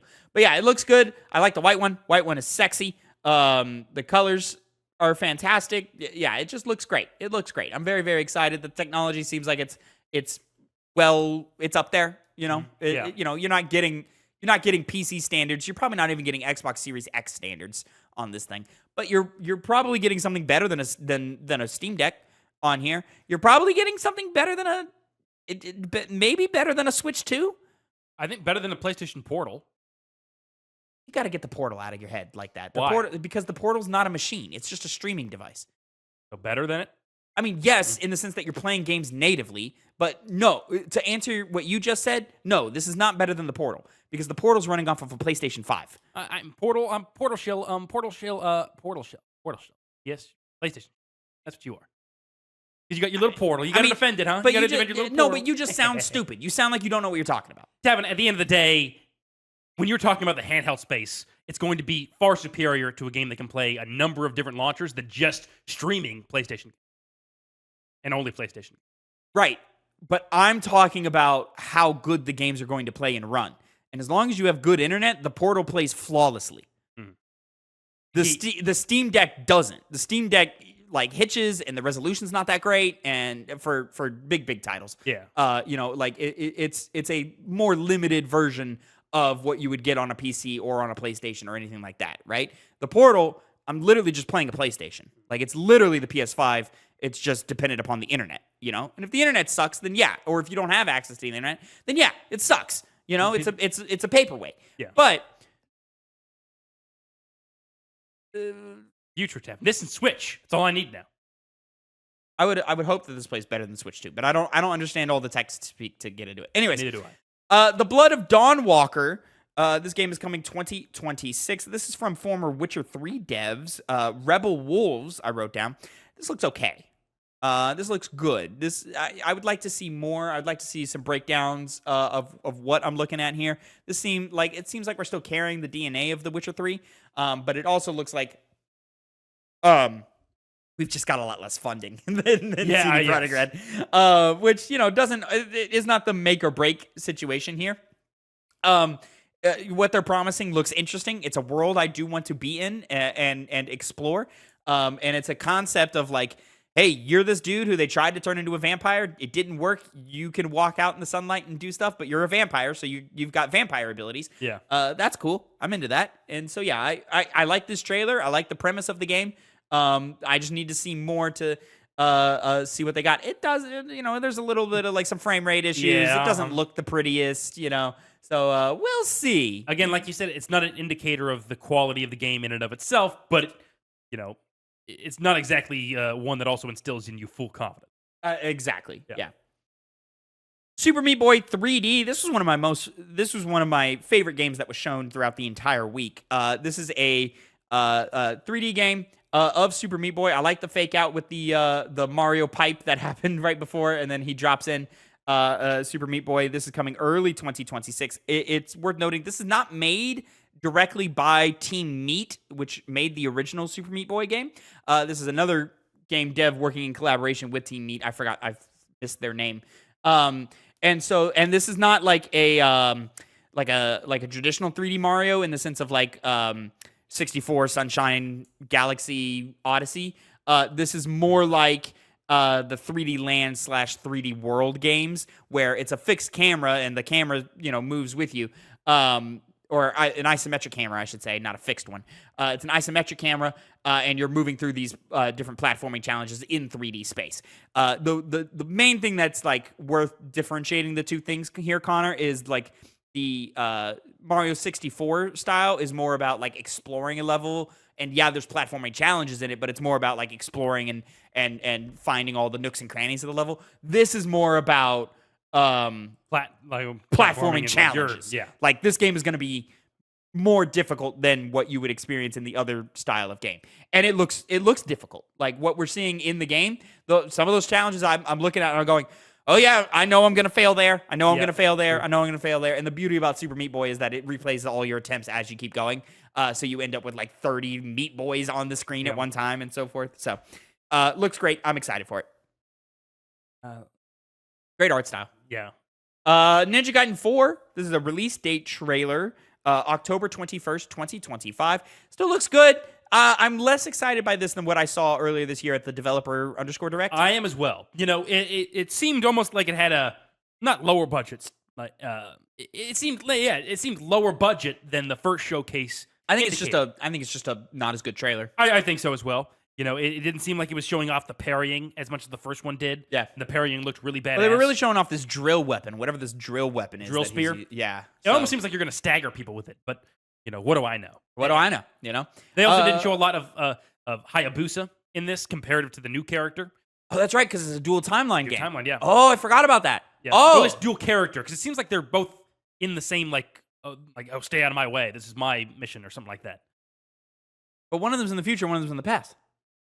Knowing it's a Ninja Gaiden game, they could be like, I'm sure they're going to meet. Yeah, they're going to meet, and they're going to probably... listen, Connor, halfway through the game, they're going to switch. What? And then the strengths of one is going to be highlighted by the other when they switch worlds and have to adjust to gameplay. You know, it's going to be a mechanical thing. That's how you do these things. Is it? No. I don't know. Beast of Reincarnation. This is a Souls-like game coming 2026. I didn't think it looked particularly interesting or even that it was running that well, but it does look like the world looks kind of interesting, but the gameplay doesn't. The biggest part about this, it's Game Freak, makers of Pokemon, on an Xbox stage, making a Souls-like game. What the hell's going on here? Very, very weird, especially when it looked like Princess Mononoke at first. It's literally the deer. It's definitely like, you know, styled after that way, yeah. Yeah. See, this is curious because Game Freak is known for, even though Pokemon games being as simple as they are, the launches of those games very often have problems. Now, do they? Yeah, I know. Or is that just like a Violet Scarlet thing that happened? It was a Violet Scarlet thing, but also it's not like the most clean running game, and not the most high especially when they went 3D. When they went 3D, it definitely had some issues. Yeah, they've gotten better, but even so, you know, I want to see how they're going to roll out a new game, especially because the trailer was not looking like it was caught up. There was some there were some hitches in the frame rate and stuff, but it looks good. I mean, it looks okay. Like I'm not gonna play this, but you say that until you see really in-depth gameplay. Sure, I'm pretty sure I'm not gonna play this, but you know, there's some interesting things going on. I want to know what's up with the little mech that you're hanging out with, you know, and you know, should I feel bad when his arm gets cut off by a beam of light? I don't know. The characters look interesting to me, you know. We'll see. We'll see. This next one, though, I think is a banger right out the back. Woo! Right off the bat. Fuck. So, Clockwork Revolution, definitely probably the most impressive-looking game to come out of this showcase. Other than maybe Outer Worlds 2. Coming when it's ready, they said at the end.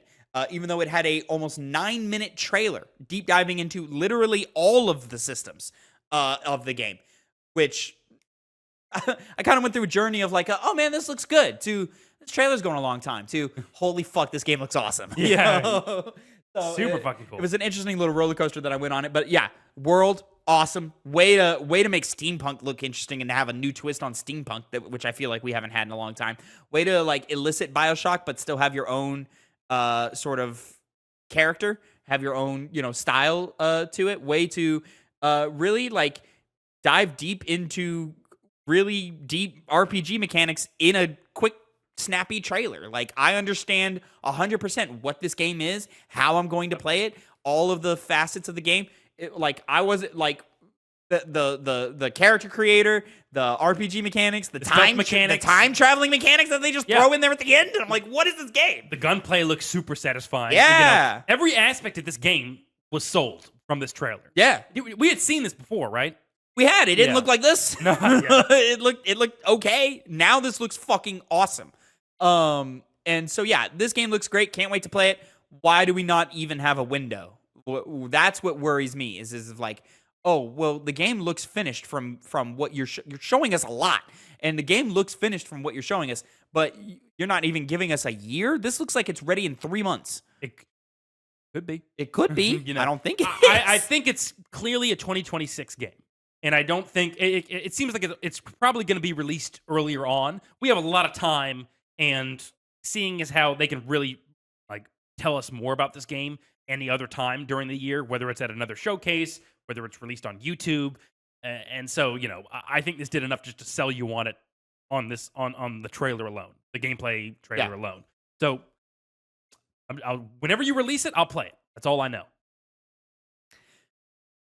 And then they announced Grounded 2, which we'll go ahead and deep dive in here. Grounded 2, finally a sequel to Grounded. That's coming July. Where is it? Oh, I didn't write it down. I'm so bad. I think it's July. July 15th? July 29th, excuse me.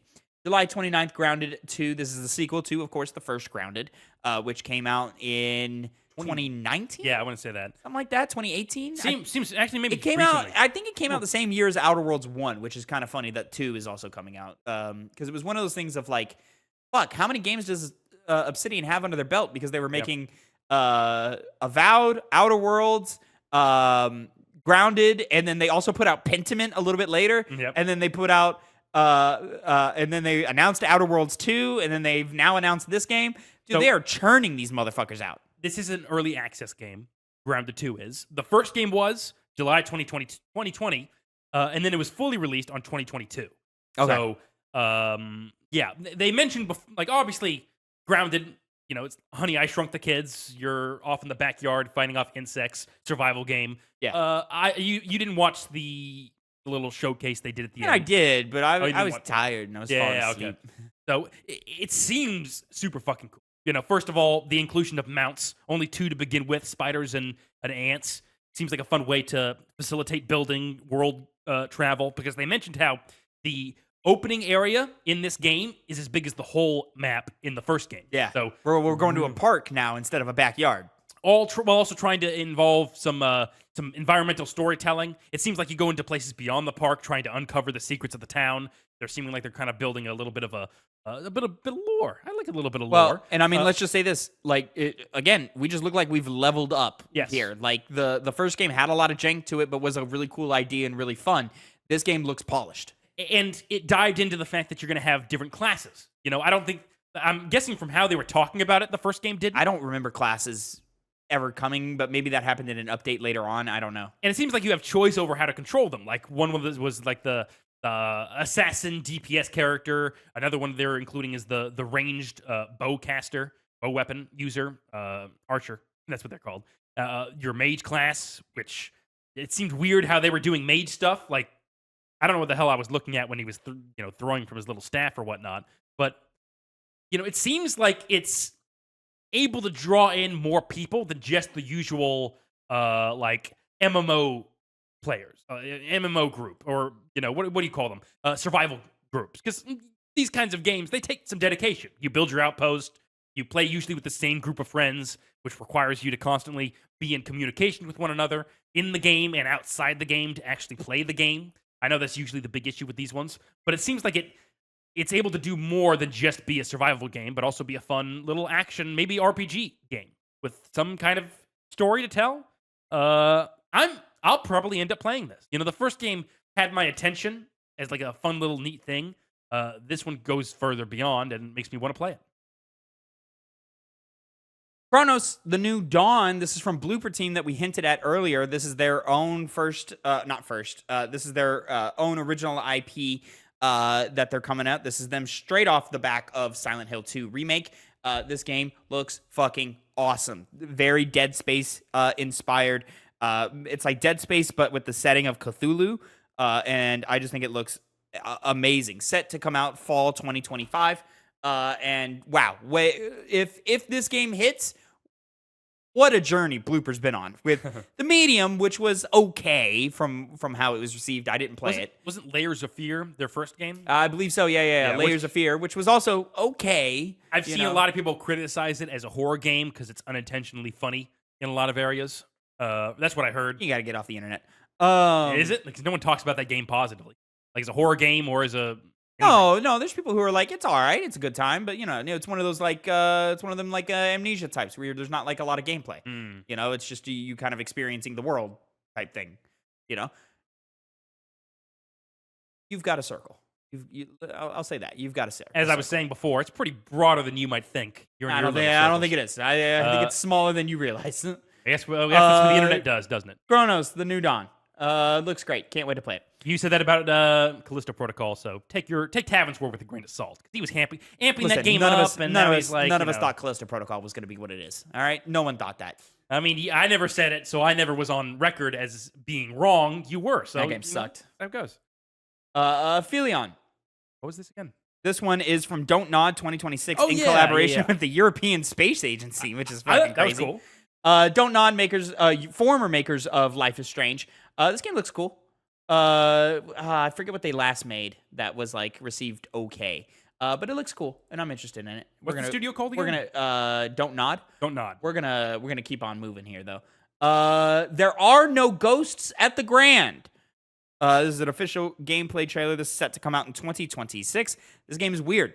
This kind of marketed itself as first of all, it's a musical game, which I don't know how to feel about musicals in video games, but I haven't seen anybody nail it yet. But we'll see if it figures itself out. You're going to be playing Luminous Arise here soon. That's a rhythm game. It's not even musical. It's not even like really rhythmy. It's more just there's musical elements tied to it. But yeah, this is a musical game. Straight up, characters are singing to you, and you are at first you're just renovating a hotel, so it looks like a renovation simulator. But there's like spiritual aspects like ghosts and stuff happening here, and you're like, oh, that's weird. But then it like opens up, and you're like renovating the whole town. Yeah, I'm like, what is going on in this game? And there's like a whole narrative and story happening in front of you. This is weird. I don't know how to feel about it. This is either gonna be dope or blech. I almost like, I don't know exactly what they're going to do at all, but maybe a thing like Sea of Remnants where there's too much going on. Because there's a little underlying plot going on of like, what are you really doing there? But also cleaning up the town. I just think it's just, I don't agree with that. I don't think there's too much going on because this looks like they've got a clear identity of what they want to do here. It's just fucking weird. But I'm kind of into it, so we'll see. 2026. Mudang, Two Hearts. This was one of the most surprising games for me. This is coming from a Korean studio that I forgot to write down. Ever Studios. Set to be in 2026. This looks like to me Splinter Cell meets like the magical realism of like a Remedy or Kojima Productions. And that scratches all of the itches for me. So I'm very much interested in what's going on here. Very military shooter-esque, but we're getting weird with it. People got magic powers. People turn into, rage monsters and beat people up and stab people and stuff. And it's always great. I was reading you play as 3 different characters. 3? I thought it was 2. I think it's 3. Damn. And they've each got like their own like little journeys that they're going on, and I'm sure they're gonna meet up and team up and all the things later. So this game looks freaking awesome. We kind of talked a little bit last night about how Korean games they're coming out now. They're establishing themselves. Are Korean game devs like the new meta? Like are they they the new is Korea the new oh shit, they know what's up country out here? I thought the Norwegians were going to be that, and then it's just CD Projekt Red. And so now we've got, we've had in the last year or so, maybe a little bit more, we had 2 years, Liza P, Stellar Blade, and now this game. What are the Koreans on right now? They're knocking it out of the park. Yeah. Stellar Blade just kind of okay, but they also did DNF Duel, which was a funny game. That one was received well. Yeah. Koreans they're doing the damn thing right now. Yeah. Shout out to you, Koreans. Planet of Lana 2. I don't have much to say about this. It looks beautiful. Neither do I. It looks great and creative and all these things. I didn't play the first one. I didn't play the first one. I heard great things about it, but I didn't play it. It didn't come out that long ago, so they turned this one around quick. Yeah. 2025. At Fate's End, this one looks beautiful. Is this the Double Fine game? Which one's this? No, this is not the Double Fine game. This is the same one that we did in the pre-show. Yeah. We were setting up. 2026, this is from Spiritfarer devs. If you ever played Spiritfarer, this is theirs. This looks really cool. Like some narrative stuff going on and some weird combat systems that I'm into. I want to see more about. Great design. Looks fantastic. I cannot stop saying this game looks beautiful. I want to play this game. So yeah, I'm very, very interested to see what happens with that one. 2026. God, 26 seems like such a fucking busy year. Not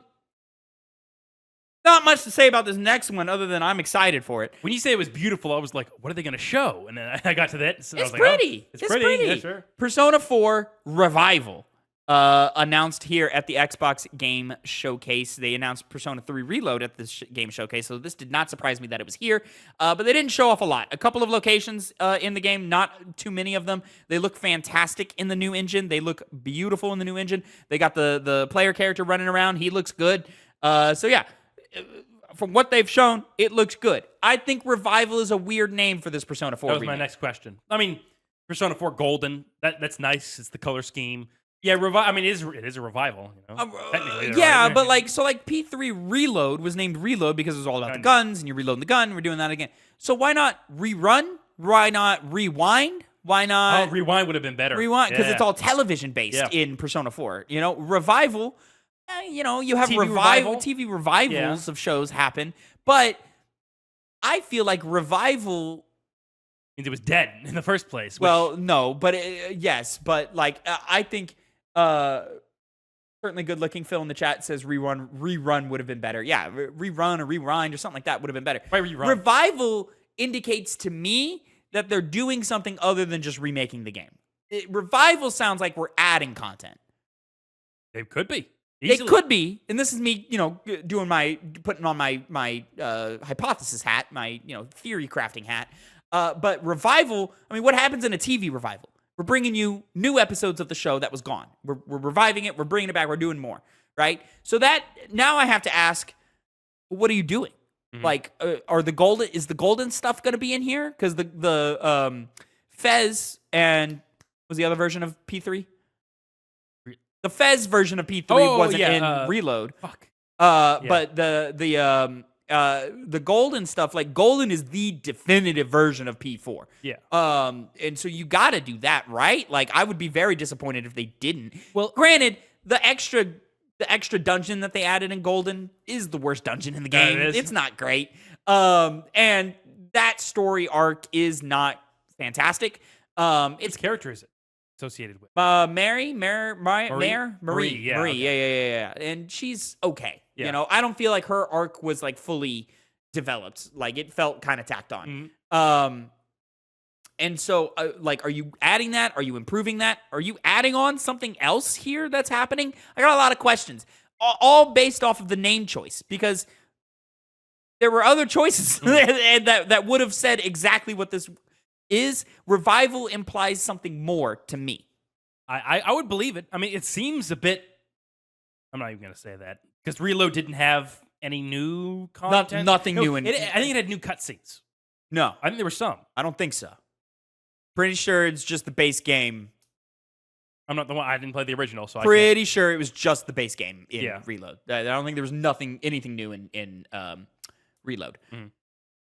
Invincible Versus. This is a 3v3 tag fighting game from new game dev Quarter Up. This is owned by who are the Skybound? Skybound owns them. And so yeah, this is cool. It looks like a good game. I have a curiosity. I don't know if Invincible has the roster for a fighting game like this, because a lot of not all of them, but a lot of the superpowered people are just real strong, and so they just fight like Superman. And so I'm just curious if we can diversify this roster enough to match what is expected in a 3v3 tag fighting game, because much like we said with Marvel Token, you need 20 plus characters. I don't think there's 20 plus characters in Invincible with different power, with different move sets that players want to play as. Yeah. Like, you're going to start scraping the bottom of the barrel really quickly. The thing about fighting games is that even though you can have that kind of framework of a character, they can still play very differently. I don't know how this is going to be designed. I really don't. Tag fighters and in this trailer, 4 characters are just Superman. Now, one of them's a little different because she got the long braid, so she's using the braid as the weapon. Exactly. But 4 of the characters in this trailer are just Superman. Yeah. But then again, you can make it to, like, for example, Lucan, the more muscly guy. He could be a grappler. Yeah. Basically more about holds. Omni-Man could be a rushdown kind of character. There, you already have a very big distinction between the two characters, despite them seemingly performing the exact same way. And of course, you can have your own in-game mechanics that you like base a character around, rather than just like trying to get up on your opponent as quick as possible and beat the hell out of them. And as far as roster goes, I mean, I think of even though they were in there for a small amount of time. There's some listen, there are characters in here. They can have a roster. I just don't think it's going to be as expansive as you would want it to be. And a lot of them, I think very quickly you're going to start getting repetitive with some of them. And then in that case, maybe that does work in this studio's favor, seeing as how it's a new one, quarter up. I don't know their experience with making fighting games in the past, because they could have Mortal Kombat devs on it. They could have devs from Tekken. I have no clue. So maybe it's a good time to learn what kind of fighting game studio you're going to be before shooting for the moon in terms of characters.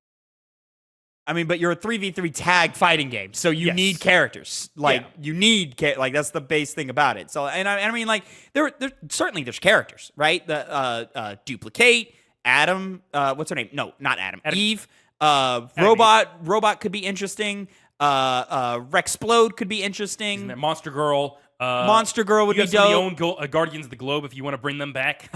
See, that's where you're like, I don't know about these Guardians of the Globe. I'm going to be the fish guy? Well, who wants to be the fish guy from the Guardians of the Globe? And this could be like, oh, well, we've also read the comics. There's Battle Beast. He comes in a lot more. Phil says Alan the Alien. Alan the Alien's a great example for me.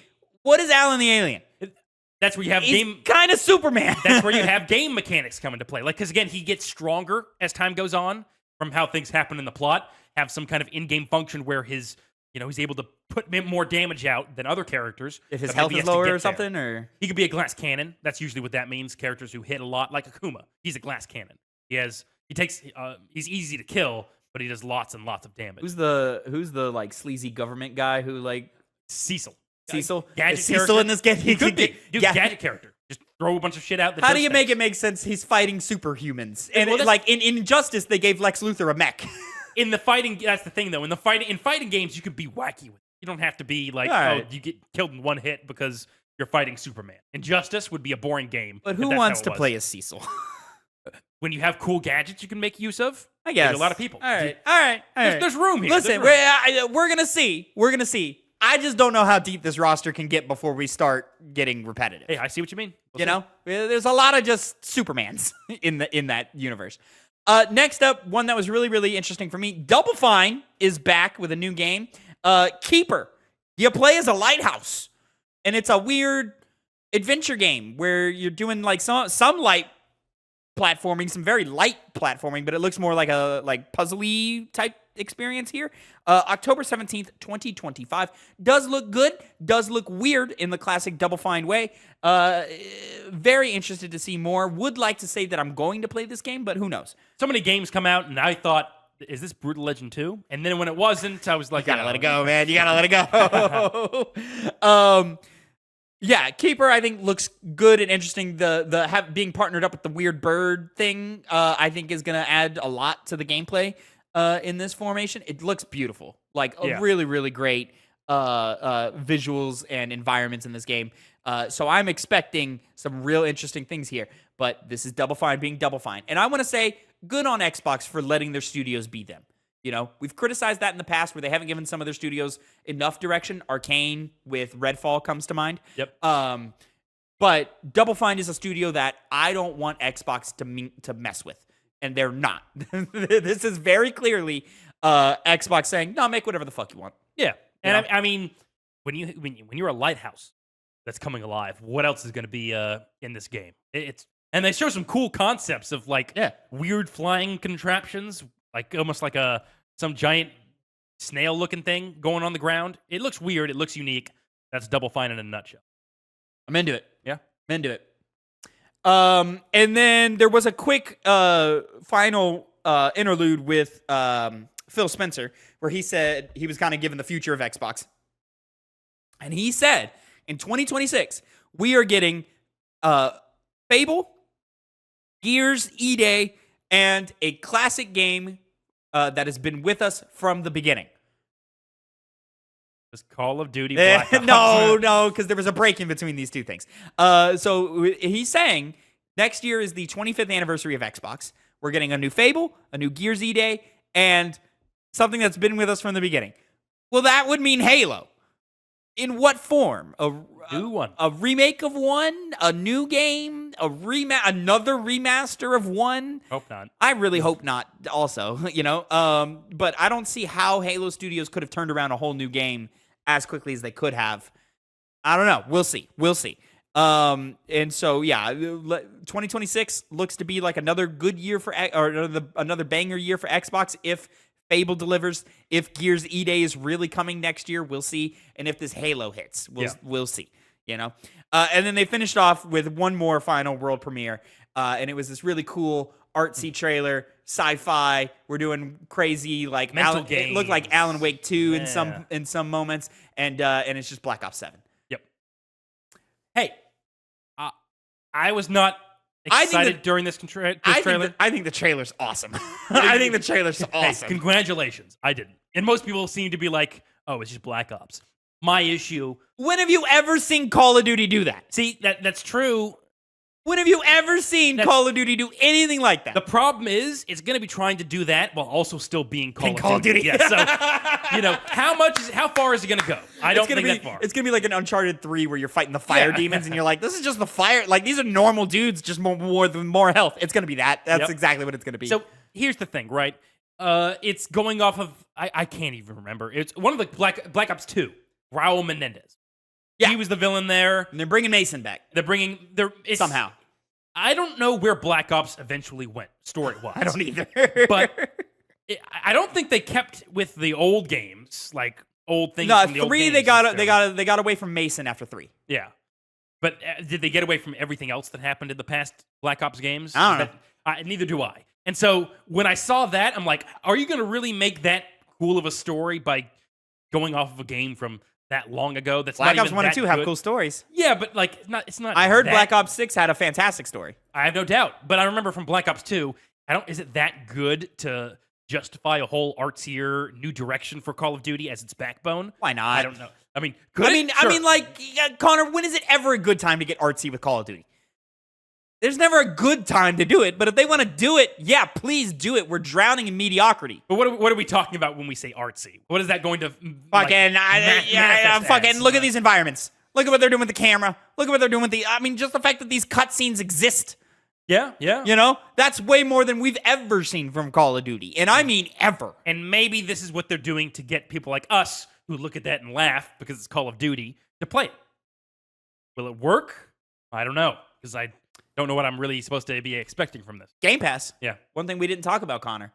Outer Worlds 2 is $80. Yes.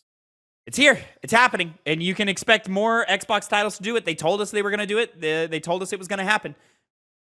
Best ad for Game Pass we've had yet. Right? That's the only reason why it's not as bad as some other developers doing it. But Outer Worlds 2 is 4 months of Game Pass. Yeah. Time to go to Game Pass. Yeah.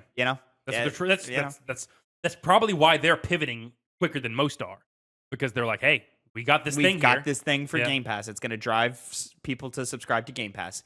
And you know what? They're not wrong. Yeah, especially because now they're putting out games. Mm-hmm. We've got 4 more Xbox games, major Xbox games coming this year from first party. Okay, y'all win. Call of Duty, Keeper, Outer Worlds 2, Grounded 2. They were happy when the shift started happening. They were like, wait a second. We could benefit off of it. Because people are going to be looking at those high price tags and not going to buy games because of it. justifiably I don't know about all of that. I don't think they were like. I don't think Xbox was like, oh yeah, now we can do it. Like maybe Microsoft, but I don't know if Xbox was, because Xbox has always marketed themselves and presented themselves, and for the most part, executed on being the best place to play for gamers. And I'll be honest, starting to think Xbox might be the best platform right now.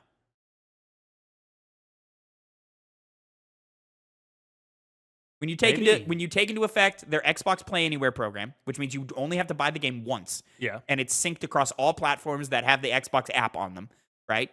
When you take into consideration their cloud streaming initiative, when you take into consideration Game Pass, when you take into consideration backwards compatibility, when you take into consideration their vast library and partnership with third-party studios, we didn't talk about it. I missed it somehow because I'm not going off my notes. I'm going off the YouTube. Final Fantasy VII Remake is coming this winter. Final Fantasy 16 is available right now on Xbox, which is a big win for them. Let me see if there was a couple other games that I skipped. Solo Leveling Arise Overdrive Fall 2025, Nemo 2026. Neither of those games looked interesting to me. Age of Mythology Retold Heavenly Spear DLC coming later. Indiana Jones DLC coming later. ESO Season of the Worm Cult June 21st. Fallout 76 Gone Fishing. Fission, like nuclear, but fission. Good, clever. Coming later this year. Sea of Thieves somewhere there? Sea of Thieves has a new event coming this year. Did I say ESO? ESO's got an event coming later this year. You said that, yeah. Like, a lot of upkeeping. Xbox is providing the updates, the games, the new IPs, the continuations of beloved franchises, and they're doing it they're doing it with the best deal in gaming. And you can play it literally anywhere. Their whole "this is an Xbox" marketing campaign is working. This is an Xbox. My PC is an Xbox. The ROG Ally is an Xbox. And they all talk to each other. The save is seamless between it all. Xbox is killing it, man. Yeah, they've been doing pretty good. Games are what matter the most. And they're doing all right. Or, pretty good with that. I mean, just this year alone, Avowed, South of Midnight, those were well received. There's another one I'm missing. Off the tip of my head, I can't think of it. Doom the Dark Ages, Claire Obscure, you could argue. You could argue Claire Obscure. And then they've also got Grounded 2, Outer Worlds 2, Call of Duty coming this year. Keeper coming this year. I expect all of those to be at least in the 80s on whatever critic site you want to use. Mm-hmm. The best indicator of quality. Right. As we talked about on the Game Club. So yeah, I'm damn near going to say I'm proud of Xbox right now. Doesn't excuse the massive layoffs that they did last year before. Yeah, last year. Doesn't excuse the raising of prices on everything with their consoles, their accessories, and their games. Sometimes to really weird degrees. Really weird, like $100 on everything. Nintendo's doing that too, though. Nintendo's doing that too. And I mean, everything's going up. And I'll be honest, yes, we can sit here and shake our fists and be mad at game developers and publishers and software engineers for doing that, right? It's really the publishers. We can be mad at these companies for doing that and putting another $10 increase on our video games, another $30 increase on our controllers, another $100 increase on our consoles. Yes, that's upsetting. Yes, I'm with you on that. But you know who you should really be fucking mad at? Is your fucking landlords. Why the fuck is rent $1,800 fucking dollars? You're going to the dirt to try and defend these publishers, huh? I'm going to the mat for them. Yes, everything has to be up. But you know why it's up? What is your biggest expense every single month? Undeniably, what is your biggest expense every single month? Rent. Rent is out of control. The rent is what? What? It's too damn high. There it is. Shout out to 2007? Something like that, yeah. The New York guy. Mayor? No. Yeah. He wasn't a mayor. No, he's a candidate for mayor. Something. Or candidate for some kind of like a black House Santa seats. Claus looking motherfucker. Yeah, no, he was. Yeah, shout out to him. Glove on. Yeah. Shout out to that dude. Anyways, but all of these like inflation increased prices, yes, would suck. Undeniably, it sucks. I hate it. I don't want it. I wish they wouldn't do it also.